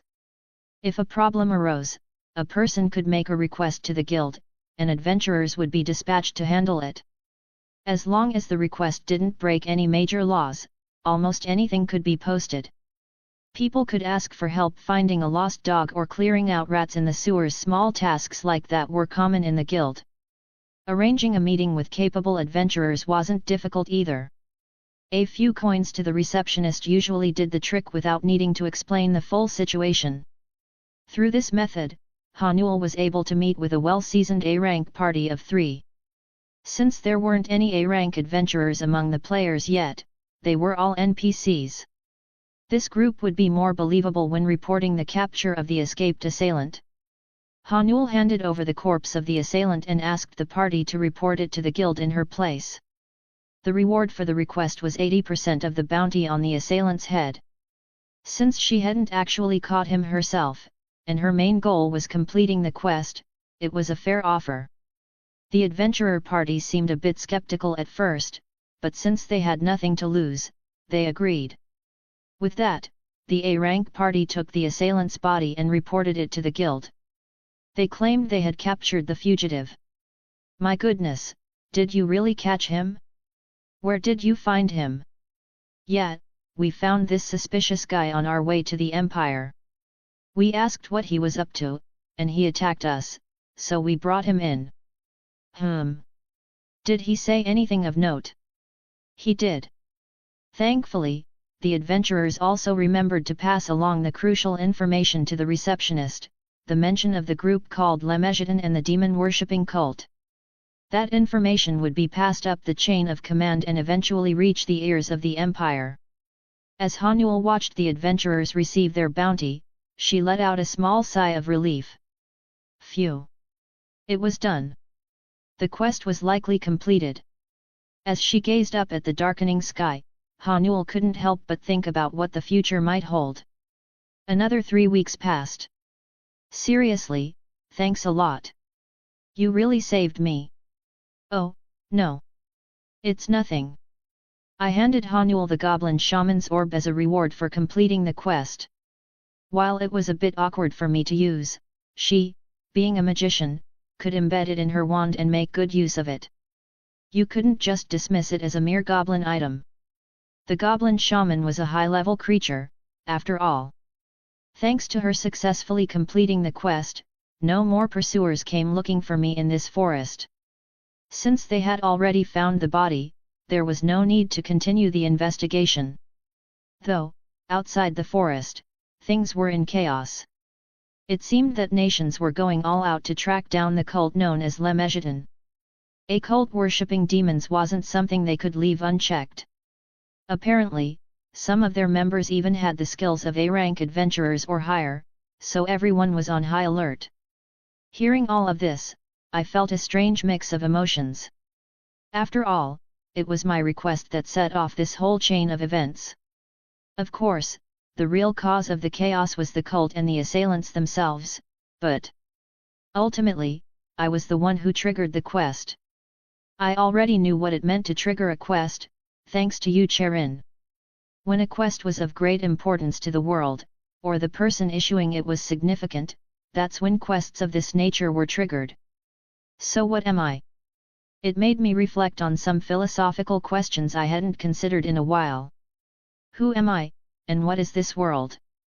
For the other worlders, this place was just a game, but for me, this world was real. I had never once thought my life here was fake. But then the other worlders showed up, and ever since, strange events had been happening, one after another. It made me think more deeply than I usually did. I don't know. After pondering for a bit, I simply shook my head and decided to focus on the task at hand. Survival. questions about one's existence were always heavy. And I wasn't exactly the type to dwell on heavy topics. More accurately, I didn't have the luxury to ponder such things. So, I decided to just get back to what I needed to do, survival. With that resolve, I moved on to gather food. One thing was for sure, the world remained as chaotic as ever. 600 years ago, a large star fell from the night sky of Gaia. Unlike any other star, it was remarkably clear and followed a strangely shifting path. Ancient people, always in search of something to marvel at, gathered to watch this event. Before long, they realized something. What they had thought was a star was actually something entirely different, though it resembled one. It was a bizarre object, like a five-pointed star, but seemingly made out of fabric. Once the ancient people realized this, they were filled with terror and tried to flee. But by then, it was too late. The fabric-made pentagram fell amidst the crowd, taking the lives of hundreds. The star-like object continued to move around, slaughtering people wherever it went. Though it was eventually destroyed by the heroes of that time, it was recorded in the blood-soaked histories that followed.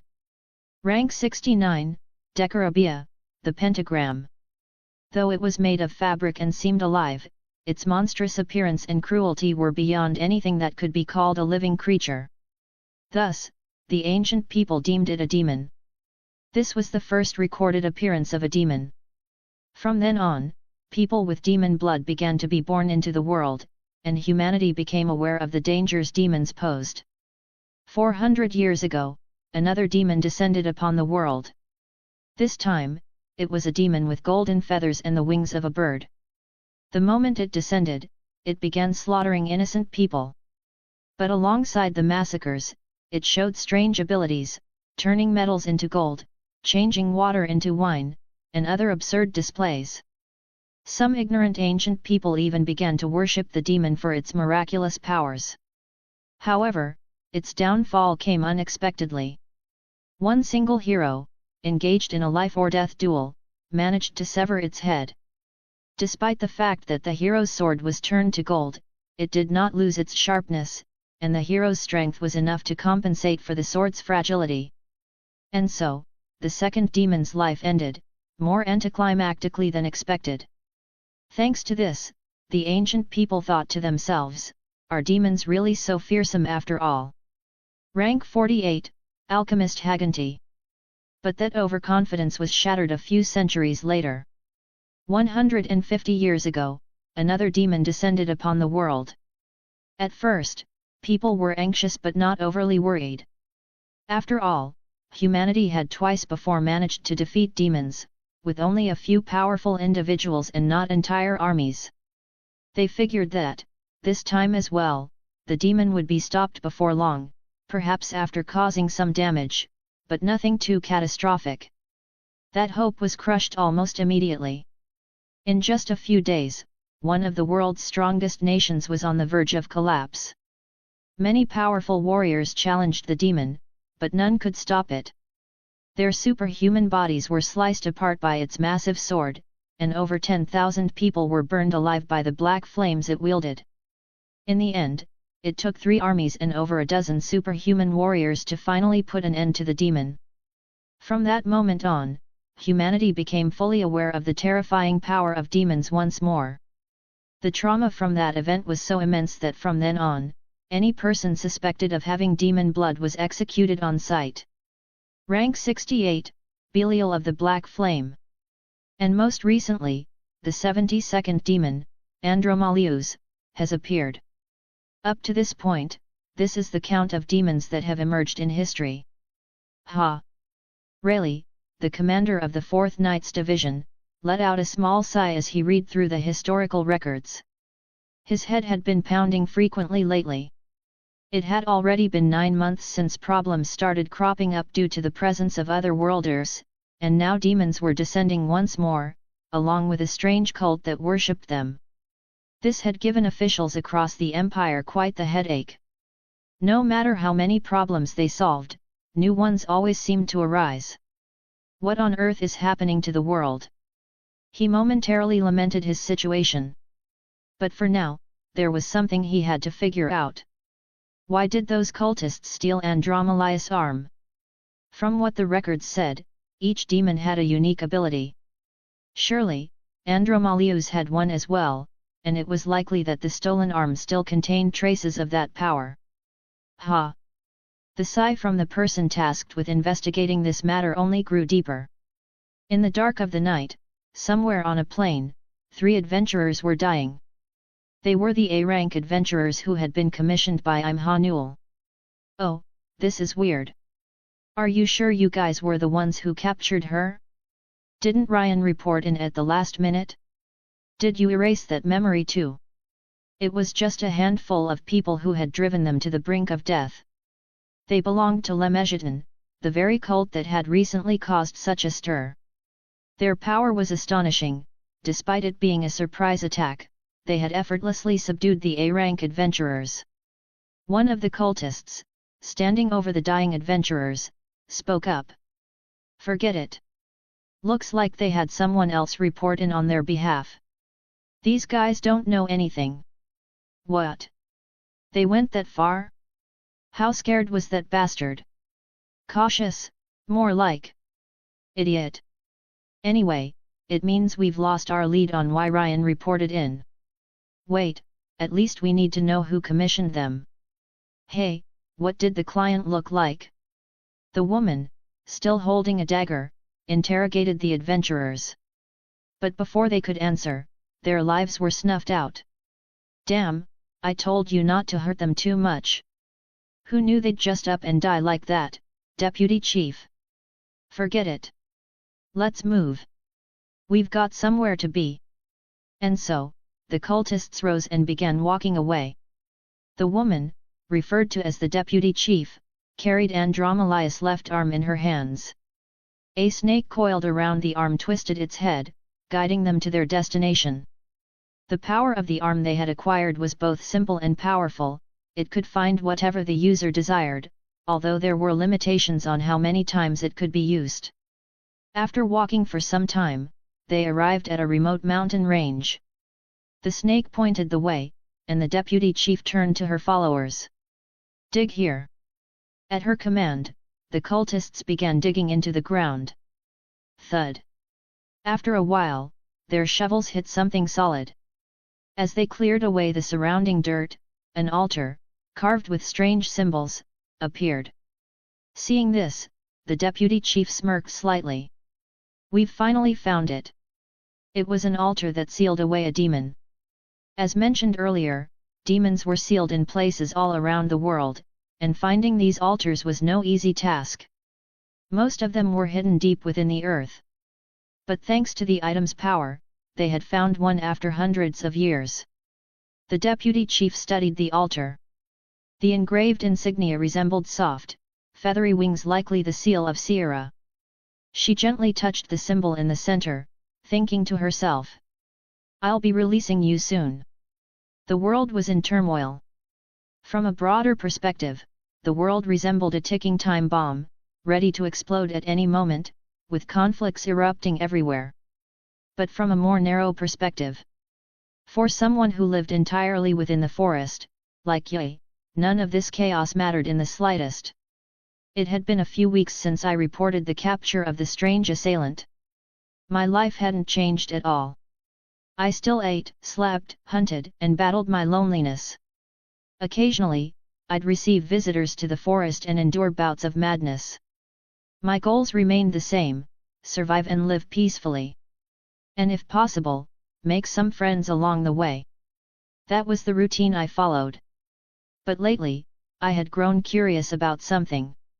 It wasn't that I had any ulterior motives. I was simply curious, the way you sometimes get random thoughts. You know how sometimes, you wonder, why is the sun hot, or why do seasons change? Random questions with no real importance, but things that pop into your head nonetheless. My curiosity was much like that. What's wrong? As I bowed my head in thought, I heard a voice across from me. It was Cherin. I could see the floating red dot next to her, which meant she was streaming. It felt like it had been a while since I'd appeared on her stream. And it really had been a while. Lately, she'd been focusing on leveling up. Nothing, I just suddenly got curious about something. What is it? What is it? What is it? Our handsome guy looks so good today, he tell me everything, darling, this Nuna will explain it all. Don't call him darling, you slut. Cherin showed interest in my question. As my main source of information, she often answered my queries. And today, what I was curious about happened to involve otherworlders. I asked her without hesitation. When it comes to you otherworlders, how do you interact with people here? My seemingly random question caused the chat to freeze for a moment. After a brief pause, Cherin asked me again, sounding confused. Wait, what? What do you mean? What the hell?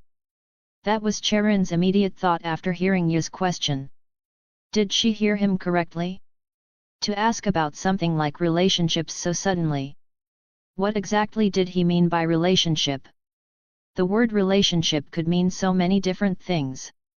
Maybe he was asking about making friends, or maybe he was asking more broadly about how people bond with each other. It wasn't easy for otherworlders and NPCs to form friendships in this world, after all.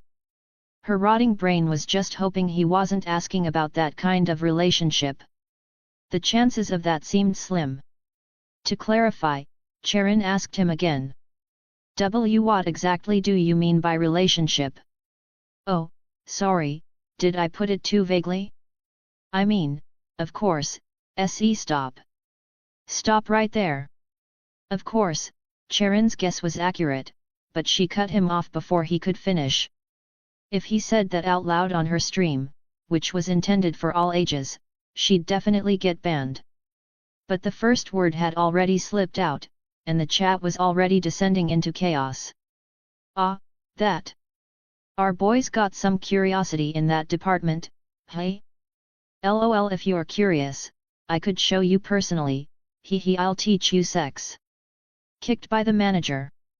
This just got wild, haha. Cherin was flustered. Honestly, it was such a random question. Completely out of context. They had been chatting casually, and now the topic had veered into this? She wanted to know what had prompted this question in the first place. But why are you suddenly asking about that? You know, the incident from before. The incident referred to when a malicious player had tried to assault Ya in the forest. It was an uncomfortable topic for both of them, so they usually referred to it obliquely. Anyway, according to Ya, it had only now struck him as odd. That player had been an otherworlder, and he was a human from this world.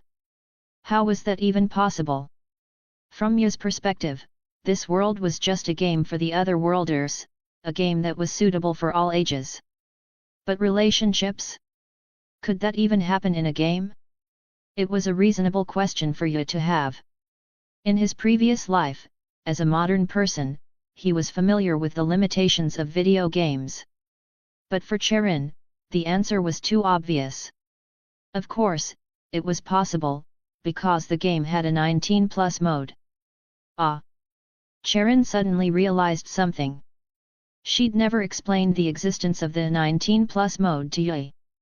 Even though she was his main source of information, there was no need to go into such delicate details. Plus, they were of the opposite gender, and she had absolutely zero experience with relationships herself. So, it wasn't a topic she wanted to bring up. As his informant, sure, but still. But now that he had asked so directly, there was no avoiding it. Cherin, blushing furiously, had no choice but to explain. Well, there's actually a system called the 19+ mode. Her face flushed even more as she continued. The more she explained, the hotter her face felt. Feels like she's explaining this to a kid. Oh, so he really didn't know, haha. Her face is about to explode. Does that explanation even make sense? LOL, practice is better than theory, right? I'll go teach him myself. Kicked by the manager. Meanwhile, the viewers were having a field day. For them, this was pure entertainment, like a dopamine hit they couldn't get enough of. Even with the manager working hard to moderate the chat, a few crude comments still slipped through. Anyway, there's not much difference when it comes to relationships with people here. After finishing her explanation, Ye clapped his hands together as if he'd finally understood. Then, he said, "Ah, so otherworlders can have sex here without any restrictions, hey? Don't say it so openly." Charon let out a deep sigh. Ye continued to marvel at the idea, saying, "Wow, your world sure is convenient," but she chose to ignore him. For now, she just needed to calm her burning face. What kind of man talks about these things so casually? He wasn't exactly a normal person. But at least she had gotten some good content for her stream. Flustered, Charon decided to quickly change the subject. "Alright, let's stop this and get going." The real reason she had teamed up with Ye today was to prepare for a special stream. It had been over 9 months since the game Demon Saga launched. Over that time, she had been grinding without a break, and her level had now surpassed 80. Of course, with everyone's levels rising, level 80 wasn't exactly top tier anymore, but it was still quite high. So today, to celebrate reaching level 80, she planned to take down a monster in the Forbidden Forest. Specifically, she was seeking revenge against a mutated wolf that had killed her a few months ago. Make sure you're watching closely, alright? Yeah, I got it. Ye's job today was to act as her bodyguard. As with most action games, Demon Saga required a decent level of skill. Actually, the difference in skill between players was more extreme than in most games. Since it was a VR game, you had to move your body and fight monsters yourself. The game demanded courage, quick reactions, and physical coordination. And if you were skilled enough, you could take down opponents several levels higher than yourself. Of course, the opposite was also true. This was why Charon had prepared today's content. Strictly speaking, she wasn't at the right level to take on the forest's monsters. The owlbear she had encountered before, and most of the creatures in the deeper areas, started at level 80 at the minimum. But that didn't mean she was going to avoid them. As long as her control was good, she could take down even stronger monsters. Plus, taking down higher level monsters gave far more experience than farming lower level ones. The only problem was that this strategy came with a high risk of death. Well, that's why I asked you to help. All it had cost to secure his protection was 3 loaves of bread from the city. A ridiculously cheap price considering his skills.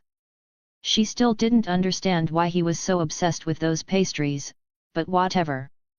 It worked out in her favor, so she didn't question it.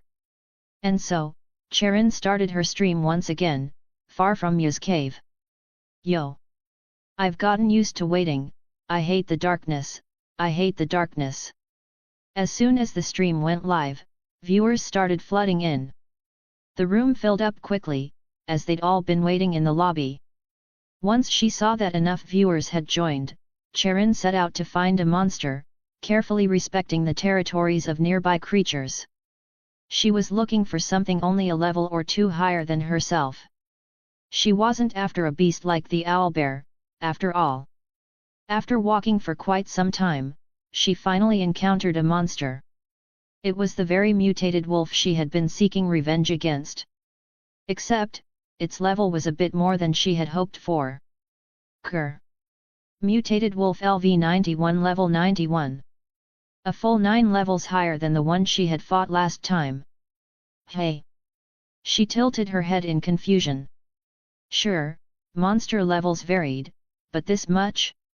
And this one looked about 1.5 times larger than the one from before. The wolf bared its teeth at her, clearly considering her as prey.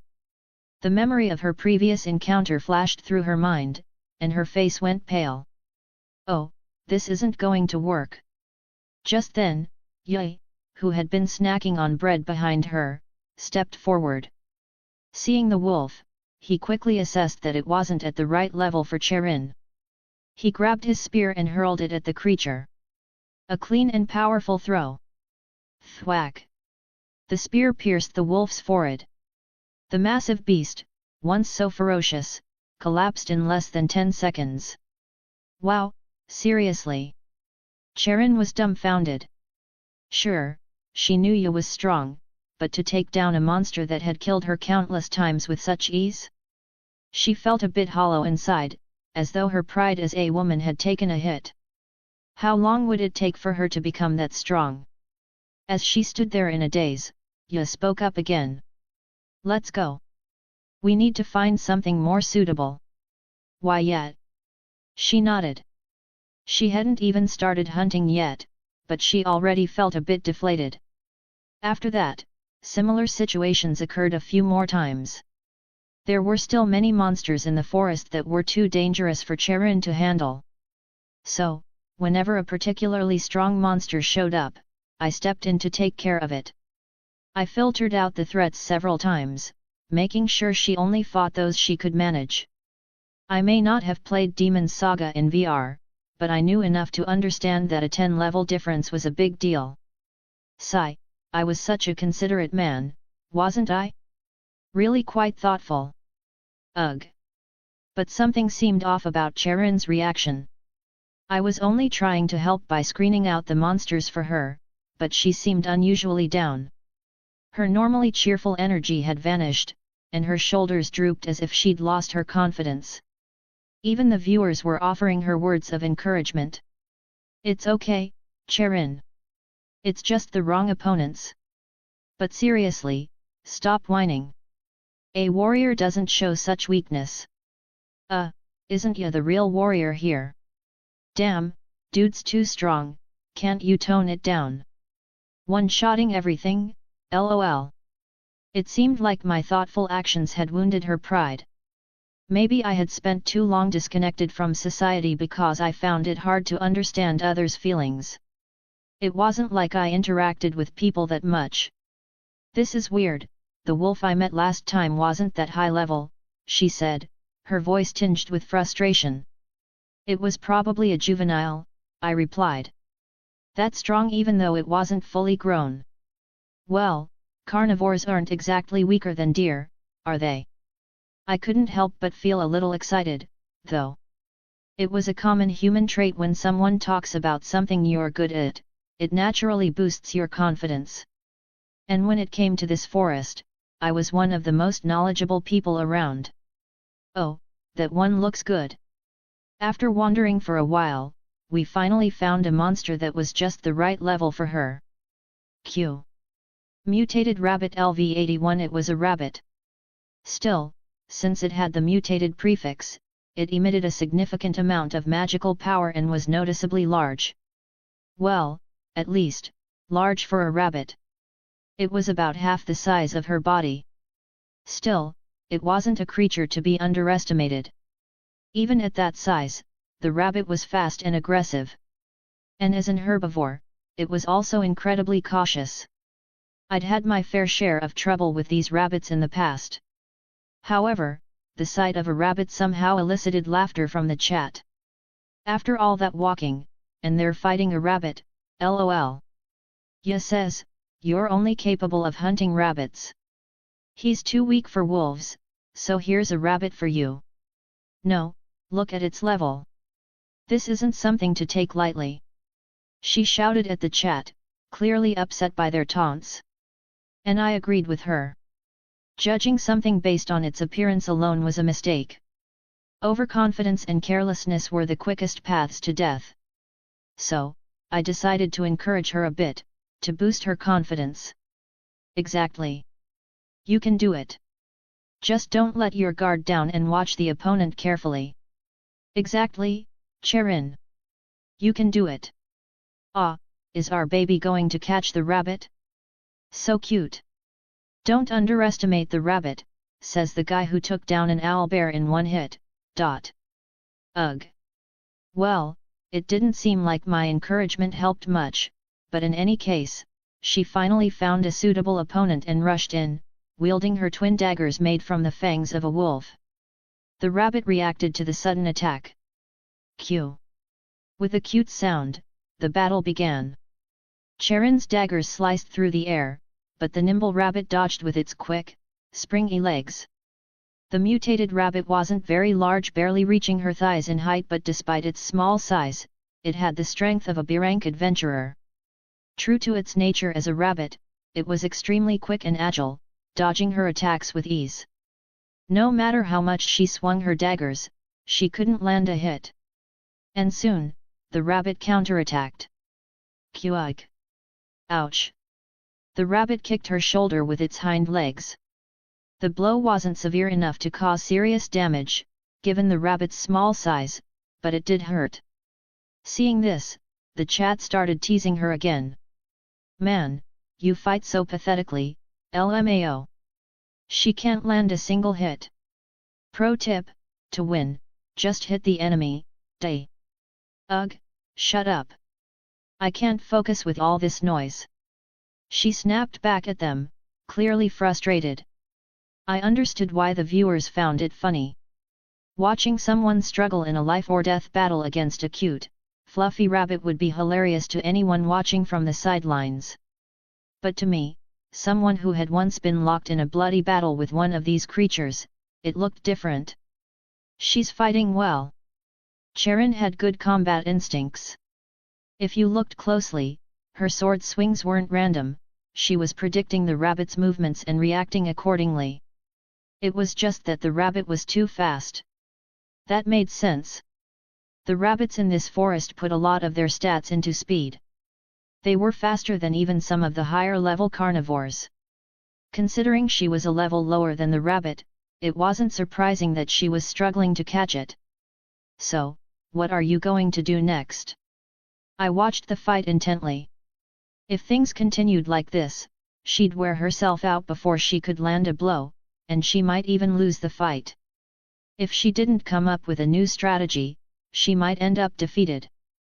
Fortunately, she had something up her sleeve. Q-ike. The rabbit aimed another kick at her. It was a small, cute kick, but the damage wasn't something to ignore. Normally, she would block it.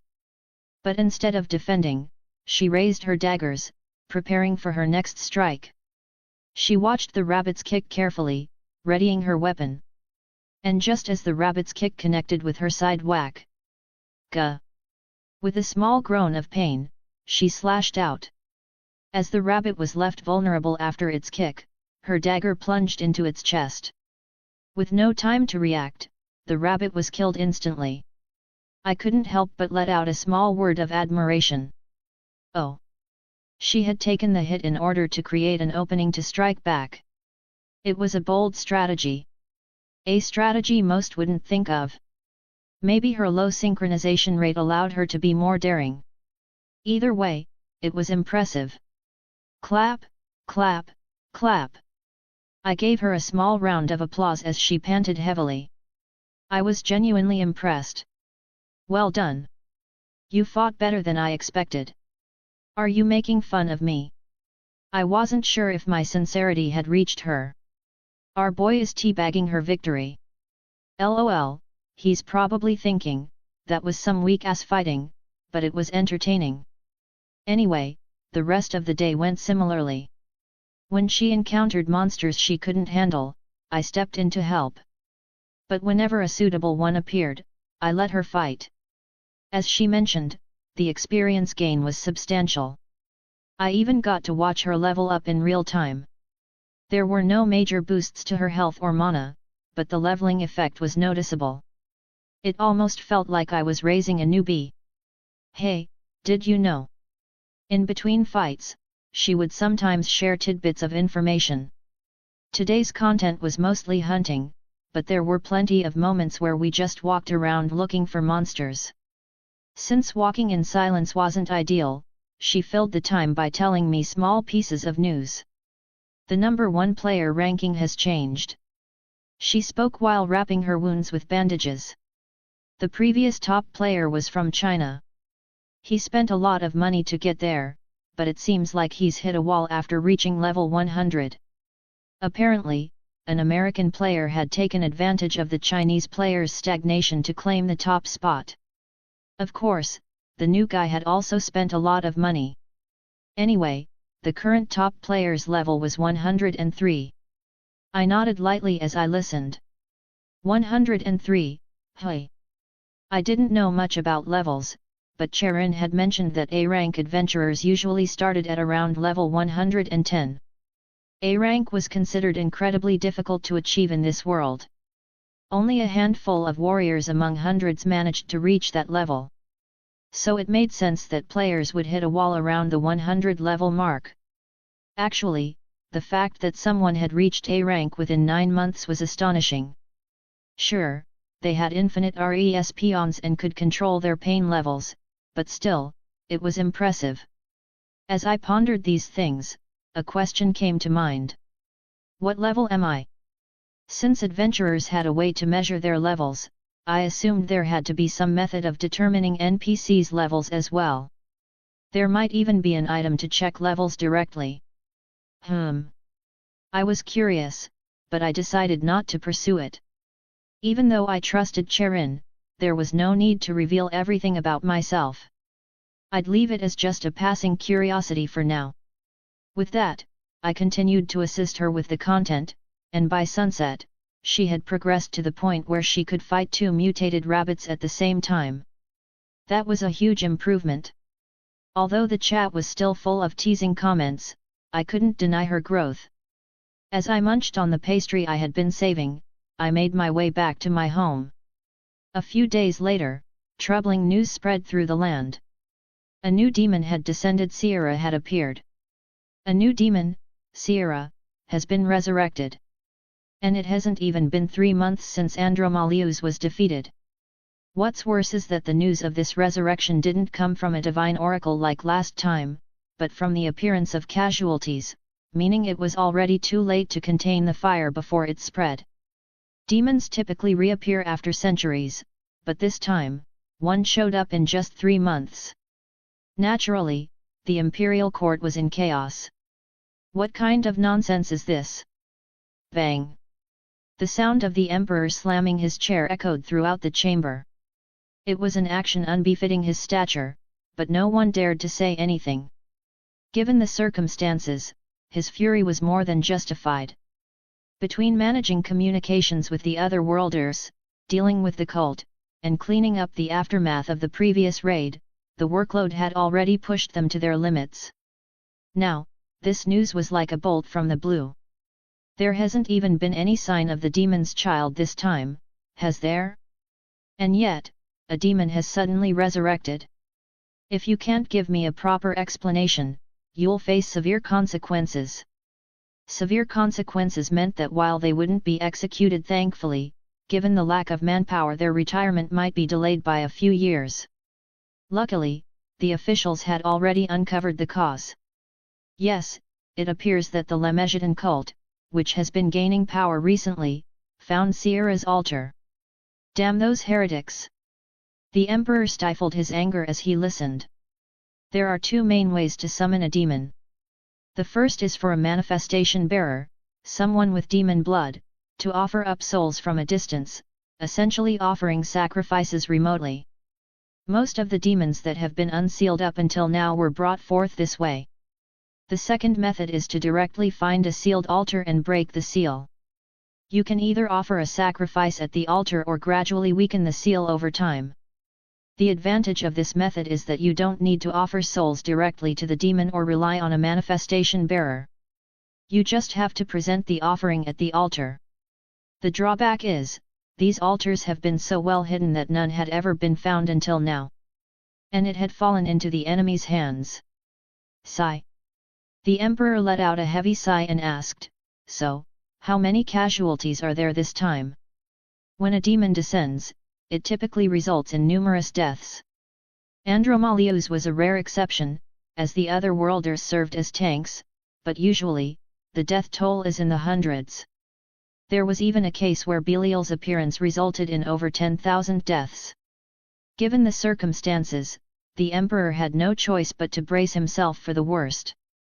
It's been a few days since the demon's descent, so I imagine the damage is significant.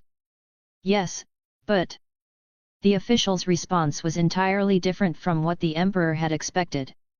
The number of deaths is less than 20. What? The emperor tilted his head in confusion. So few? Sierra had descended, and yet, until the day of his appearance, everything had remained eerily quiet. There were no widespread announcements, and no massive battles upon his arrival. As quietly as he had been buried, Sierra emerged from his seal. And he faithfully granted the requests of those who had summoned him. There was no particular pressure or threat applied. After all, who could possibly oppress a high-ranking demon like Sierra? It was simply his nature. Sierra had always shown unusual kindness to his summoners, setting him apart from most demons. Anyway, the request made of him was this: to expand their religious influence. I will gladly grant you that. From that moment on, Sierra's victims began to appear, though in small numbers. Instead of massacring humans indiscriminately, Sierra offered them a choice. I give you a choice. Will you serve me, or will you suffer a painful death here? Join or die. Faced with such extreme options, it was clear what most people would choose. After all, one had to survive before seeking other solutions. Even though Lemegeten was about to be declared an enemy of the continent, life is precious. Thus, the cult's number of followers suddenly grew exponentially. Lemegeten's leaders bound them with coercion, threats, or light restrictions to prevent them from escaping. Among those forced to join under Sierra's ultimatum were otherworlders. For them, death wasn't a serious problem. Though it could cause significant losses, they wouldn't disappear permanently like others. Given enough time, they could recover. Still, many otherworlders chose to join the cult. Humph, an intriguing bunch. So, will you serve under me? Yes. Please allow me to serve you. The reason was simple: Sierra was extremely handsome. Standing at about 190 centimeters tall, with flowing golden hair down to his shoulders, a chiseled physique, and a face that looked like it had been sculpted. He was the epitome of Western beauty, though with a slightly smarmy charm. Even his small wings, sprouting from his back, made him look almost angelic. And this stunning figure was offering them a chance to join. Even if they had reservations about the group itself, the temptation was undeniable. Regardless of the world's reality, for the otherworlders, this was just a game. While many did play for profit, the majority of players were here to enjoy themselves. To them, Sierra's offer was just another interesting in-game choice. With new content introduced, the community boards were in an uproar. From today, Sierra is my god, image, look at how well designed this is. The art team must have worked their asses off. I'm just so grateful. From now on, Sierra and I are one. Sierra, my light, my darkness, my life. Calm down, man. Yet, how could you say no when someone like that asks you to join? You have to go for it, lol. Isn't that a bit rash? I heard it's an evil faction, and joining might tank your reputation. Meh, I don't care about reputation. Who cares about reputation when you can be Sierra's footstool? I almost joined but chose death instead. I was tempted for a moment, but the nearby NPCs cursed me out. They were like, how could you do that when you can just respawn? Anyway, I have this goody two-shoes complex, so I chose to die cleanly. I even lost my expensive plate armor, damn. Idiot, lol. Don't come near me. I'm not joining. Why didn't he come to me? I would have licked his boots and joined right away. Are you really going to join knowing it could mess up your game? You're such a dumbass, lol. Why be an adventurer if you're not going to explore unknown stuff? You coward, lol. The community was abuzz with conflicting opinions. While arguments always flared up in the arenas, today's debate was particularly intense. It was obvious this event would have significant consequences moving forward. Is it right? Is it efficient? Does it appeal to you? Countless perspectives were thrown into the mix. The players were as noisy as the nations of Demon's Saga. But as always, no matter how loud the world outside was, it meant nothing to someone living deep in the forest. Although I was stuck wearing short sleeves because of the uninvited guests coming to the forest, there were moments when my curse lifted. Those moments came when Hanul visited my cave. When she cast her illusions on me, I could briefly forget about my curse and pull out my favorite tank top, one I had tucked away in the depths of my cave. Ah, feels nice. There was nothing quite like lounging in a tank top and basking in the sunday. Of course, Hanul always seemed embarrassed by these moments, but after a few encounters, she was starting to get used to it. After all, a tank top is just casual wear, isn't it? No need to get so flustered. Though, she still had trouble making eye contact. Anyway, while the curse was lifted, I pulled a pastry from my bag, one I had saved for this sunbathing session. While pastries are always delicious, there are times when you want to enjoy them in a relaxing atmosphere. That's why I had carefully preserved this one for 2 days. Expecting a crispy bite, I took a bite only to find it soggy. Ah! I sighed softly. It's great that I can now eat pastries, something I had longed for as a child. The sweet, savory flavor always melts away my stress. The only downside is that by the time the pastries arrive in the forest, they've gone cold. The taste is still fine, but the texture loses points. The bread I remember from my childhood was warm and crispy. I muttered to myself with a gloomy expression. Being stuck in here is such a drag. Well, there's nothing we can do about it. Hanul responded quietly to my grumbling. Knowing about the mark on my body, she sometimes empathized with my situation. I watched her for a moment, and then a thought crossed my mind. By the way, could you use that magic to change my appearance? Hey? I've never tried, but I probably could. Interesting. I nodded, and Hanul tilted her head in confusion, wondering what I was thinking. If I could change my appearance, it might be worth the risk. I smiled slightly and asked her, "Wanna visit the city together?" It seemed like the perfect time to explore beyond the back alleys. The forest is boring, stifling, and uncomfortable. This comes from someone who has lived in the forest for 12 years, so it would be hard to argue against it.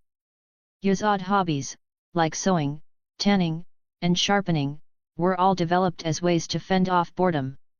Sure, the scenery was nice, but seeing it for 12 years straight was overkill. He could eat meat frequently, but there was a limit to how much enjoyment he could get from cooking. There just wasn't anything fun to do in the forest. It was only natural that Ya felt stifled. What?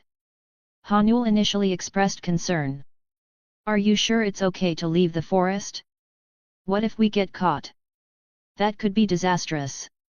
While illusions could deceive the eye, they weren't foolproof. There was always the risk of being discovered, and the consequences of being caught were severe. Don't worry. I'll be careful. Of course, Ya hadn't ignored those risks. Leaving the forest was an unnecessary danger to take. But could anyone live their entire life making only rational decisions? He wanted to take a bit of a risk, just this once. He was also curious to see how the world had changed in the last few years. Sure, Charon brought back information regularly, but hearing about things and seeing them were two different experiences.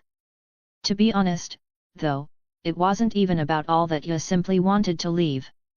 He had been stuck in the forest for 12 years. Wasn't it about time for a little trip to the city? He wanted to people watch, maybe eat some fresh bread.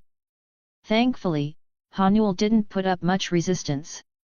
She was worried, but casting an illusion to change his appearance wasn't particularly difficult. Wait a moment. I'll expand the range of the spell. With that, she drew in more mana, not only altering the markings on his body but also adjusting his outward appearance. Ya was somewhat of a well-known figure, after all.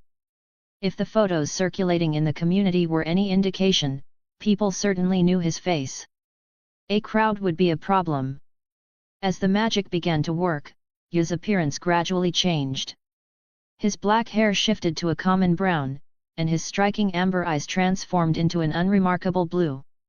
Given the Western setting, blue eyes were much more common here. She also slightly adjusted the proportions of his nose and face, making them less striking. It was a shame to hide such handsome features, but he figured it wasn't a big deal, it was something only he needed to know. Oh! With his appearance altered, Yu's original features had all but disappeared. Though his body shape remained the same, making him impossible to completely transform into someone else, no one would be able to recognize him based on this new look. Satisfied with his transformation, Yu grinned. "All right, let's go." And so, they left the forest. Perhaps because it was early in the morning, the sun was still shining brightly when they emerged. The weather was perfect, and the clouds in the sky only added to the picturesque atmosphere. Yu had changed his outfit before stepping out. After all, he couldn't exactly walk into a bustling marketplace wearing just a tank top. In a medieval setting like this, he might even get arrested for public indecency. To avoid standing out, he donned long pants, a short-sleeved shirt, and a brown cloak. It was a bit warm, but it would keep him from attracting too much attention. Beyond the edge of the forest lay an expansive plain that stretched to the horizon. Although there was a large city nearby, it would take at least an hour to get there on foot. For Hanul, it was an oddly pleasant but awkward hour. While someone like Cherin could chat away for an hour without a care, Hanul wasn't the sociable type. Conversation was a challenge for her, especially with someone like Ye, who had barely interacted with anyone for 12 years. It was a bit of an introvert's nightmare. Still, she made an effort to keep up some small talk. Wait. After walking for a while, Hanul suddenly realized something incredible. Isn't this a date? A man and a woman going somewhere together. At least by her standards, this was clearly a date. And to top it off, the man had been the one to invite her. For someone with traditional values like Hanul, this was a rather radical situation. Wow, she hadn't even been on a proper blind date in the real world, and now she was suddenly on a date with the opposite sex. Calm down. He's an NPC, this is just virtual reality. She tried to reassure herself, fighting off the excitement. After all, it would be a bit sad to get flustered over a virtual reality date. Not to mention, she had been the one to tell Cherin to keep her emotions in check. At this rate, she'd turn into a modern-day Pygmalion. Are you hot? Your face is a little red. Hey? Oh, no. No, it's nothing. Still, despite everything, they finally made it to the city. All right, we're in. Creak. With a light inspection, the gate guards opened the city gates for them. Thanks to the illusion spell, they passed through without any issues. Once inside, Yu looked around in awe. Wow, I haven't come through the main gate since I was 10. Hanul didn't know whether to laugh or feel sorry for him at that comment. To be honest, Yu didn't have many fond memories of the city. He had grown up in a small orphanage on the outskirts, and like most orphanages, it wasn't a place of abundance. Still, when he'd see the child slaves in the back alleys, he used to console himself, thinking, at least I'm better off than they are. But all of that had been shattered when his demon blood awakened at the age of 10. Becoming a major criminal at 10 years old, quite the achievement. Because of all that, the city held some painful memories for him. But now that he was back, he had to admit something. Cities, with their endless things to do and see, really were unbeatable. Wow! Everywhere he looked, there were people. Both Otherworlders and Gaia natives were walking the streets together. It seemed the Otherworlders had influenced the architecture as well. There were a few modern-looking buildings scattered around. And beside him was a woman with rather large assets. This exciting scene made Yu feel giddy as he strolled through the streets with Hanul. No way, is that pizza bread? As they wandered, he stumbled upon something truly shocking. Pizza bread in the middle of a medieval world. He vaguely remembered buying it in his previous life, but he never thought he'd see it again here. As he gawked, Hanul explained. "Oh, that? Yeah, it started selling at some point. I think some of the other worlders shared the recipe. But how did you know it was pizza bread?" "Oh, Charon told me about it." He gave a rather weak excuse and continued marveling at the discovery. What a development! Surely, this was the positive influence of the other worlders. Who knew, maybe one day he'd even get to eat a chicken pizza here. He hoped that day would come soon. And if he could, maybe he'd even rejoin civilization. Naturally, he bought a pizza bread. The price was a bit steep compared to his past life, but there was no way he could pass up such a golden opportunity. Fresh out of the oven, the warm, chewy bread was perfect. The taste? Absolutely flawless. If nothing else, this city adventure was already worth it for this alone. As he happily walked down the street, though, someone suddenly blocked their path. "Halt! Please stop for a moment." A man wearing a thin chainmail shirt and holding a spear. A city guard. Yu's heart sank. Guards, both in this life and the last, were never a good thing for him. Did they catch on? Feeling a faint sense of unease, Yu's hand instinctively reached for the dagger at his side. If things went south, he was ready to fight his way out. "What's the matter?" Before he could act, Hanul spoke up. The guard, sensing her wariness, chuckled. "Haha, no need to be so tense. It's just a routine inspection. There's been a lot of trouble lately with that Lemesian cult." "Oh. I see. Phew." You let out a sigh of relief. Of course, the kingdom would be cracking down, trying to catch those cultists. It made sense that security would be tighter. It was just bad timing that they'd come on the day of an inspection. Still, he decided to act casual and asked the guard, "So, what kind of inspection are you conducting?" "Wow, sir, you've got a great voice. It's simple, really. Just show us your ID badge." "Ah. An ID badge? Easy enough. Anyone living in the city should have one, whether an adventurer's badge, a merchant's badge, or something else. But I don't have one." The problem was that Ye was a true delinquent, the kind of person who ranked lower than back alley thugs. Why would someone like him have an ID badge? Crap! It was almost funny how they hadn't checked for one at the gate but were asking for it now. These guys really knew how to do their jobs. Should he just make a run for it? His face was hidden anyway, so escaping wouldn't be too much of a problem.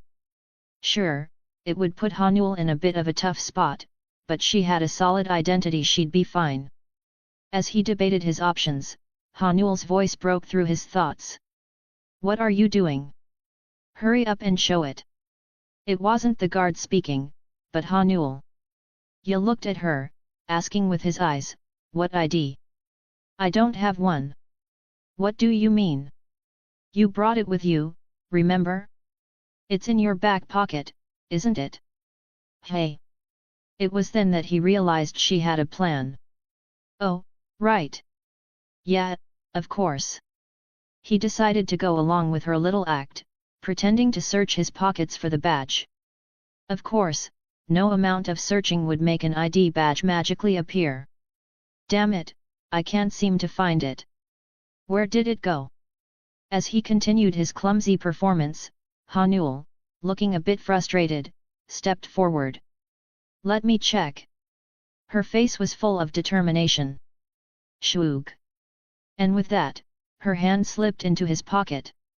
When the sudden inspection occurred, Hanul was just as startled. Out of nowhere. It was her first time facing something like this as well. Normally, they could walk around without anyone giving them a second glance.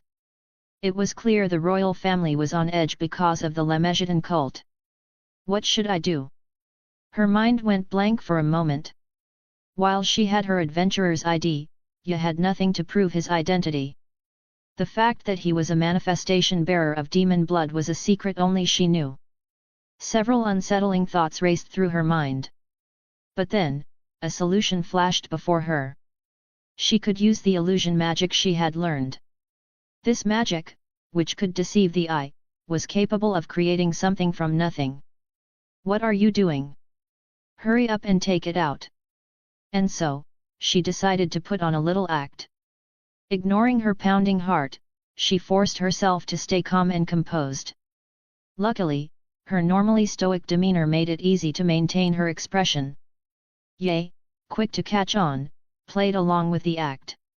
As he pretended to search his pockets, Hanul visualized the image in her mind.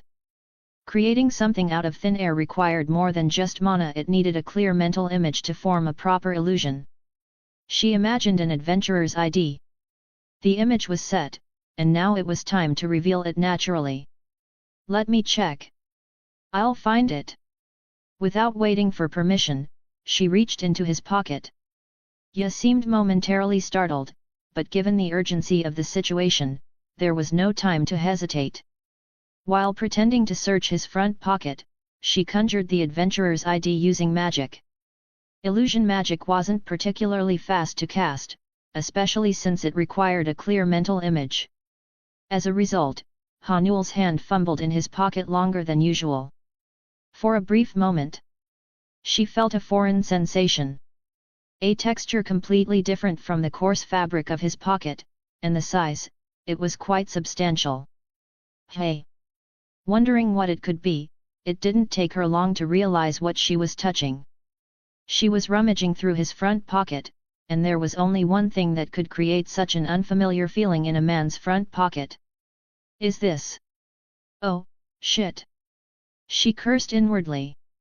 Seriously, they even simulated this kind of sensation? What were the developers thinking when they designed this game? She regretted not syncing her immersion rate higher. She had only set it to 45%, and now she was cursing her past self for it. At the same time, another thought crossed her mind. I'm screwed. Even if it was an accident, she had just touched a man's, well, you know. It was clearly sexual harassment. In the real world, she would be dragged to the police without question. Of course, since this was a game, that wasn't going to happen, but it could still lower her trust level with the NPC. Despite all this, her spell remained intact. Amidst her embarrassment, slight happiness, and rising anxiety, she managed to complete the adventurer's ID. She showed the illusionary ID to the guards. It was an adventurer's badge, engraved with a large B. The guards nodded in approval. Wow, a B rank at such a young age. Impressive. Ahem, but, please refrain from public displays of affection in public spaces. Her exaggerated actions had led to an unnecessary misunderstanding. And no, it's not like that. Anyway, enjoy your time here. Thank you for cooperating with the inspection. Despite her attempt to deny it, the guards had already left. And so, the only two people left standing were Hanul and Ye, caught in an awkward silence. As her face flushed with embarrassment, she stammered out an explanation. That, what just happened, it was because of the magic. It wasn't on purpose, you get that, right? She couldn't have conjured an adventurer's badge out of thin air any other way, right? It was unavoidable, an act of necessity. How could she have known there would be something so large in his pants? Hanul felt wronged. Ye looked at her with his usual blank expression, but because of his sharp features, it felt like he was glaring at her. After a moment, a sly grin crept across Ye's face. So, you've got a bit of a mischievous side, don't you? No. She desperately tried to clear her name. Despite the little mishap, their city tour continued smoothly. I mean, I was a bit caught off guard, but I understood that she acted to save me. I'm not petty enough to get mad over something like that. And, to be honest, how could something like that possibly upset me? I don't know how the men in this world would feel about it, but for a Superman like me, it was just amusing. In fact, seeing her so flustered and uncomfortable triggered a strange sense of satisfaction in me. For women in this world, things like this must have serious legal consequences. Unable to resist, I teased her a few more times. Stuff like, if you wanted to touch it, you could have just asked, or, if you want to see it, I can show you right now. I kept throwing out playful remarks, and every time I did, the usually reserved Hanul didn't know how to respond, her face only turning redder. Ugh! This was the result. She was now walking beside me, bright red and lost in thought. Even when I tried to engage her in conversation, she barely responded. She was clearly halfway out of commission. Only then did I stop teasing her. To be honest, I was tempted to say, wouldn't it be fair if I touched your chest in return, but I held back. It would have come off as too much of a power move. Besides, if I went that far, I might not be able to control myself. Hanul may know my secret, but in the end, she was still an otherworlder. For her, this world was nothing more than a game. While I did trust her, I still wanted to maintain some boundaries. And then there was the fact that we were in the city. I didn't want to cause a scene and suddenly be surrounded by enemies. Of course, if I were in my berserk mode B state, things might be different, but I wasn't. Thanks to my teasing, things had quieted down between us. The streets were still bustling, but a strange silence hung over us. I considered breaking the silence, but Hanul seemed too busy recovering her mental state. Well, it can't be helped. So, I decided to go solo for a bit. Hey, how about we split up for a while? Hey? All of a sudden? Why? Don't worry, it's nothing serious. There's just something I want to check out real quick. I had two kinds of nostalgia. One was the smell of exhaust fumes from my past life. The other was the scent of people from before I turned 10 in this world. These two nostalgic smells would sometimes haunt my thoughts, filling me with a strange, painful longing. Today, since I was in the city, I wanted to revisit one of them. Let's walk together for now. Sorry for splitting off like this after coming all the way here. Oh, just to be sure your illusion should hold even if we're apart for a bit, right? Oh, yeah, it should. Despite a momentary look of concern, she nodded. She must have sensed that my demeanor had become more serious than usual. Feeling grateful, I started walking with her again. We passed through the busy central streets and headed toward the outskirts, where even the guards didn't frequent. As we went, the streets became dirtier, and more beggars appeared. Just because it was a big city didn't mean everyone lived well. Where there is light, there is shadow. Just as there is an affluent area, there is also a slum. And this was my hometown. Though I had been kicked out when I was 10, the memories of my time here lingered in every corner. All right, let's split up here. I'll see you in a bit. After walking a little further, I parted ways with Hanul and continued on alone. If I kept going deep enough, I'd come to an alley full of criminals, and somewhere in the middle of that was the place I used to live. A small, run-down orphanage. It was still standing, despite the vines growing on the walls and the overall dilapidation. It seemed the place was still running, judging by the faint smell of soup drifting from behind the building. I stood there, lost in nostalgia. Questions filled my mind. Was the nun who had taken care of us still there? She must be well into her old age by now if she was still working. What about the kind man who used to run the bakery nearby? I hadn't seen him on my way here, so I figured he must have closed down. He used to sell bread so cheaply that even the orphanage kids could afford it. Maybe the business couldn't keep up with expenses. I hoped he had moved to a busier part of the city and was making good money now. What about the kids I used to play with? 12 years had passed, so they'd have graduated from the orphanage by now. They were probably working somewhere in this city, all grown up. Come to think of it, there was one girl who had a big crush on me back then. I wonder what she's doing now. I barely remember her face anymore. And so, I stood in front of the orphanage for a long time, reminiscing. I didn't feel the need to go inside. For someone like me, who had been cast out of civilization, all I could do was watch from a distance. Looking back on it now, I realize that the life I once thought was unbearably dull had its own moments of happiness. While Ye was lost in his memories, what was Hanul doing? Phew! She was busy recovering her heavily shattered mental state.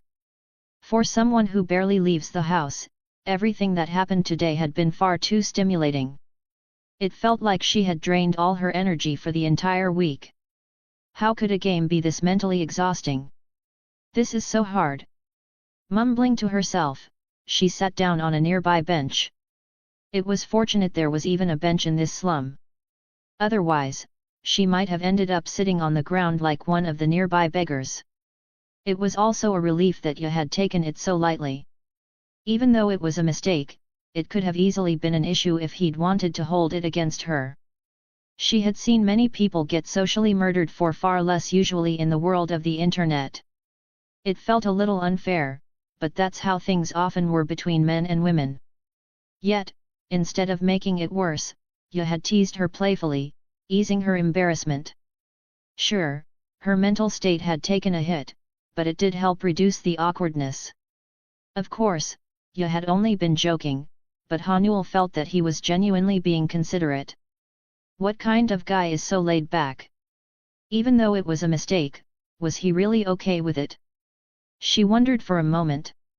In any case, Ye was an unusual person. After a brief rest, the next thought that popped into her head was, so, why did we come here? They had come all the way to the city, only to end up in some back alley of the slums. There was nothing to see, and the area wasn't exactly safe. But she could guess why. From the way Ye had been looking around with a nostalgic expression, it was obvious he had memories here. Is this where he used to live? Come to think of it, before his powers manifested, Ye must have lived in the city. She hadn't expected it to be in a slum, though. Thinking about it, Hanul couldn't help but give a bittersweet smile. No matter how easygoing his personality seemed, she could tell Ye's life hadn't been easy.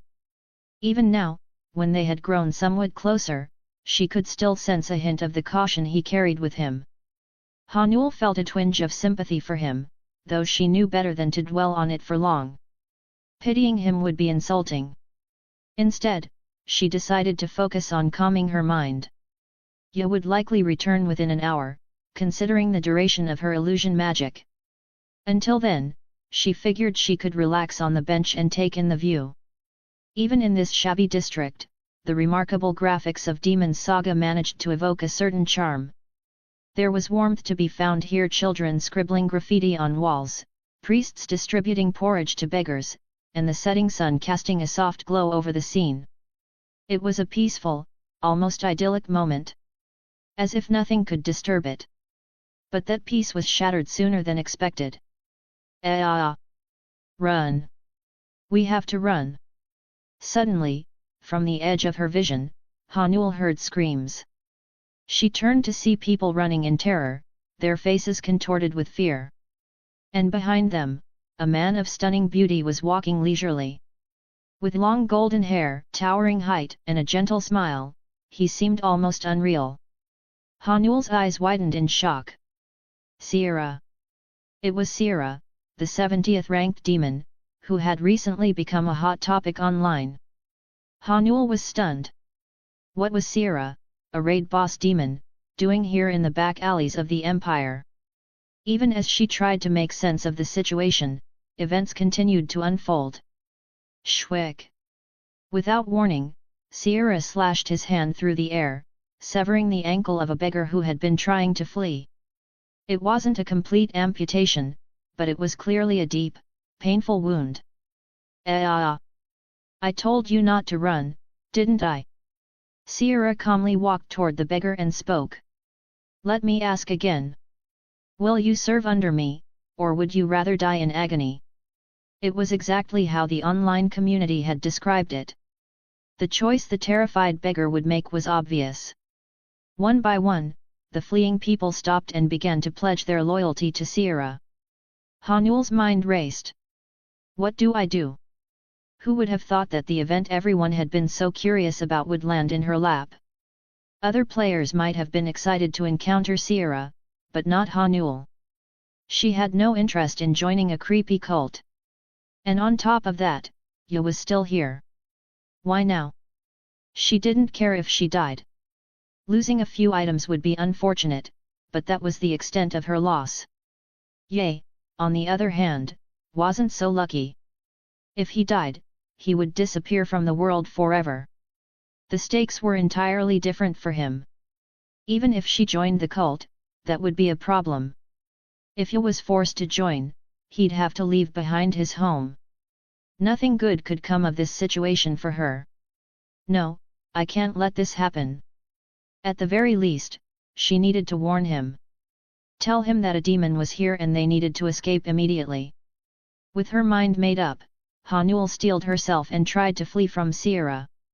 That was her mistake. Are all humans deaf? You're starting to annoy me. Shwick.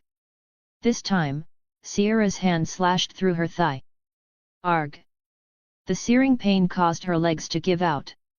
She hurriedly adjusted her synchronization rate to the lowest setting. When she finally managed that, Sierra was already standing in front of her. Was he really that fast? Even though she had only paused for a moment, he had already closed the distance. His perception of her movements and the sheer power of his attacks were beyond her level. You seem to be adjusting to the pain quite quickly. Ah, you're from the other world.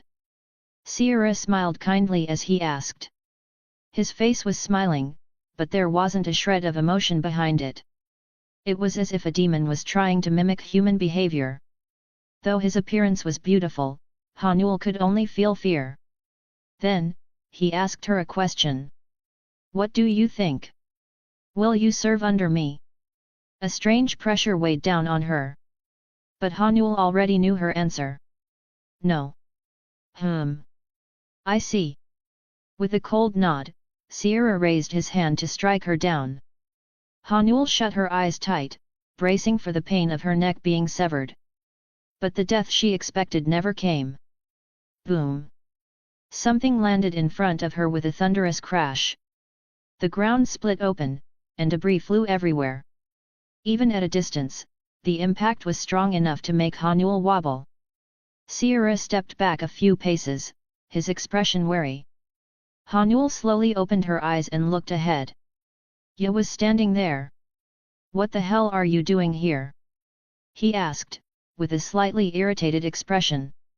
To be honest, I had been lost in thought for a while.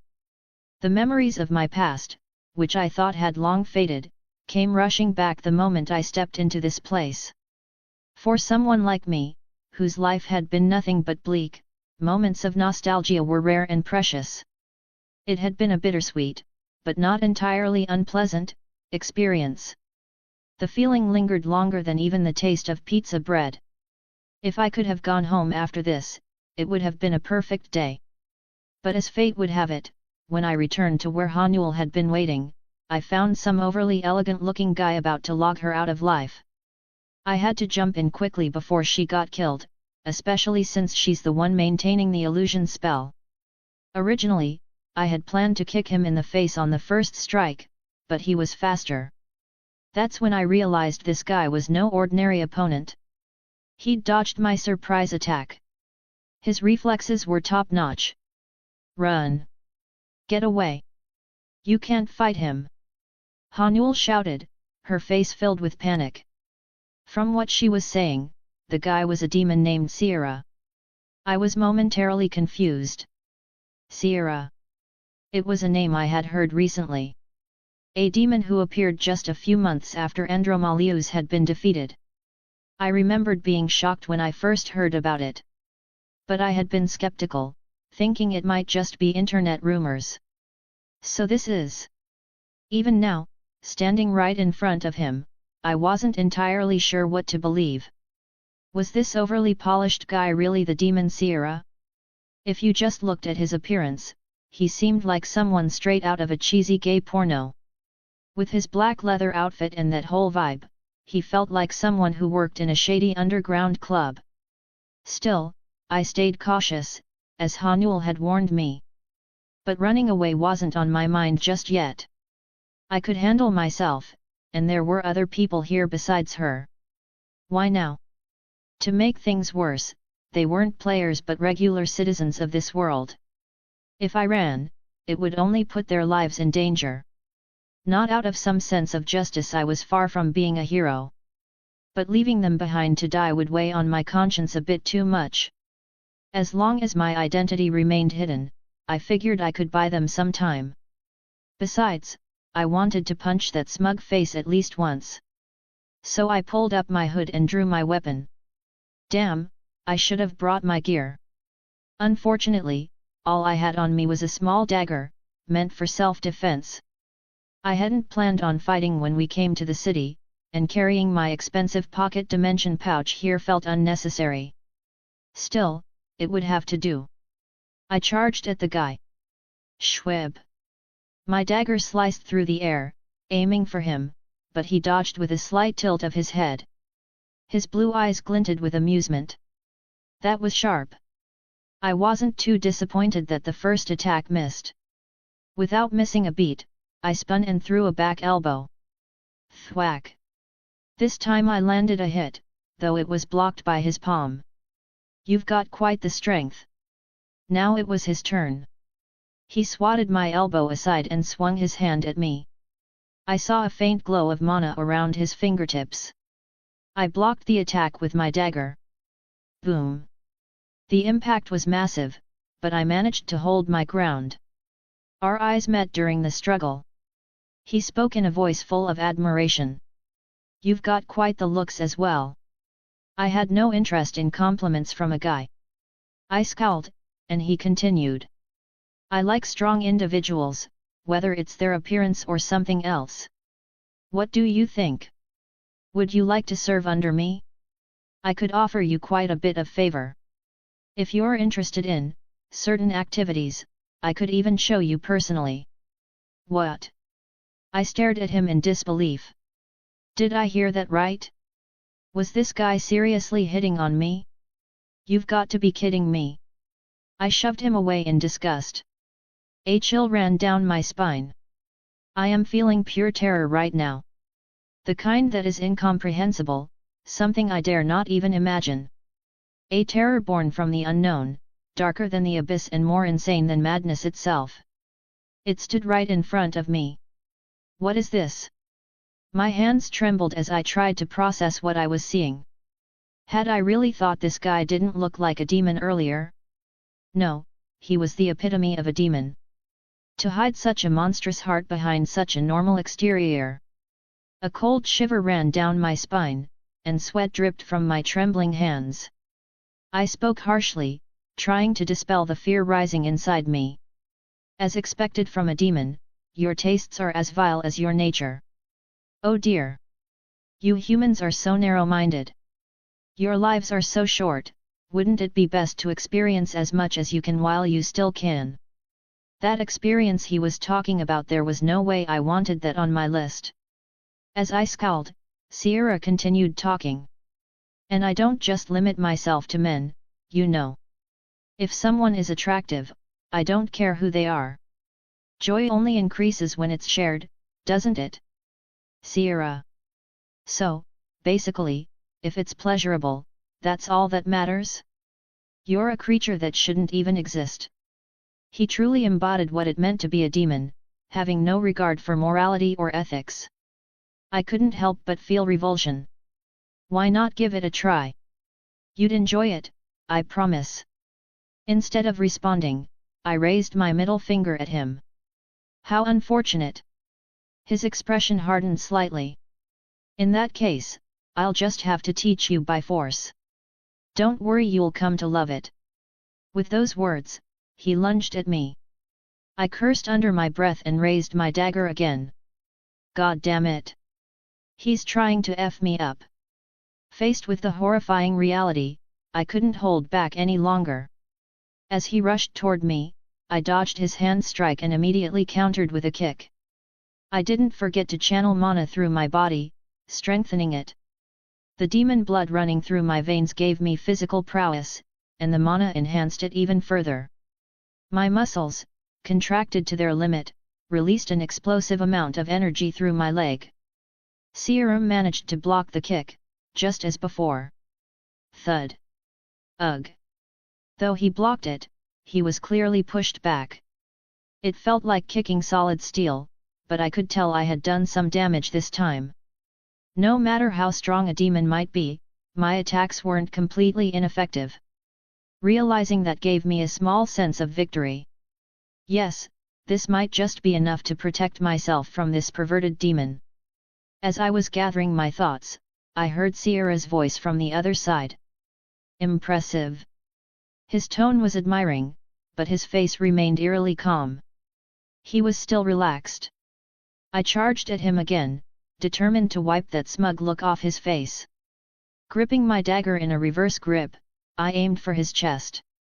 The tip of the blade glimmered with a faint aura of cutting energy. It was a sharp, dangerous strike. But even as the dagger closed in, Sierra didn't bother to dodge. Instead, that subtle smile on his face grew even wider, as if he was expecting something. Hey! I had a bad feeling, but it was already too late. Who could have predicted what would happen next? Swoosh! The dagger I had been thrusting forward suddenly vanished, as if it had teleported. My weapon was now in Sierra's hand. He looked at me, smirking as he raised the stolen dagger. No weapon can hold power before me. I immediately tried to retreat. But it wasn't easy to stop the momentum of my rushing body. As a result, I had no choice but to take a minor injury. PSST. A small cut appeared on my forearm, drawing a thin line of blood. The wound stung, and droplets of blood formed at the edge. Honestly, the injury wasn't a big deal. It would heal quickly. The real problem was how Sierra would react to the regeneration. Oh! When the wound began to heal at an abnormal speed, Sierra's eyes glinted with interest. You're a manifestation bearer, aren't you? Ha! Of course this demon would notice the demonic energy in me right away. The demonic energy I sense from you is quite strong. Whose bloodline are you from? Baal? Morax? Gaimajin? Whoever it is, they must be someone of considerable power. Yeah, I'd love to know that myself. If I did know, I'd be tracking them down right now to take their head. That makes you even more interesting. I'll definitely be taking you with me. As he spoke, Sierra summoned another weapon with his power. This time, it was a sword, a standard longsword, like the ones guards usually carry. I quickly assessed the situation. He can summon objects from somewhere. A troublesome ability, especially for someone like me. For someone who relies on various weapons in combat, being unable to use them was a significant disadvantage. My body wasn't as tough as steel, after all. Run! I heard Hanul's urgent cry from a distance.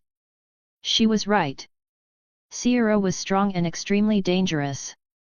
For an adventurer relying on weapons, he was a walking disaster. But should I really run? Could I just leave this demon here after he figured out that I was a manifestation bearer? No, I couldn't. At the very least, I had to land a solid hit on him. To be honest, I've had enough of holding back. Trying to dodge every attack while hiding the signs of my demonic blood, it didn't suit me. I had only been careful because I didn't want to reveal anything. But now that he knew, it didn't matter anymore. Why bother aiming for a no-hit clear when I have awesome regeneration? Sure, it might hurt, but I could take hits and keep fighting. That would be far more threatening. Whoosh! Sierra's sword rushed toward me. He was aiming for my limbs, clearly intending to capture me alive.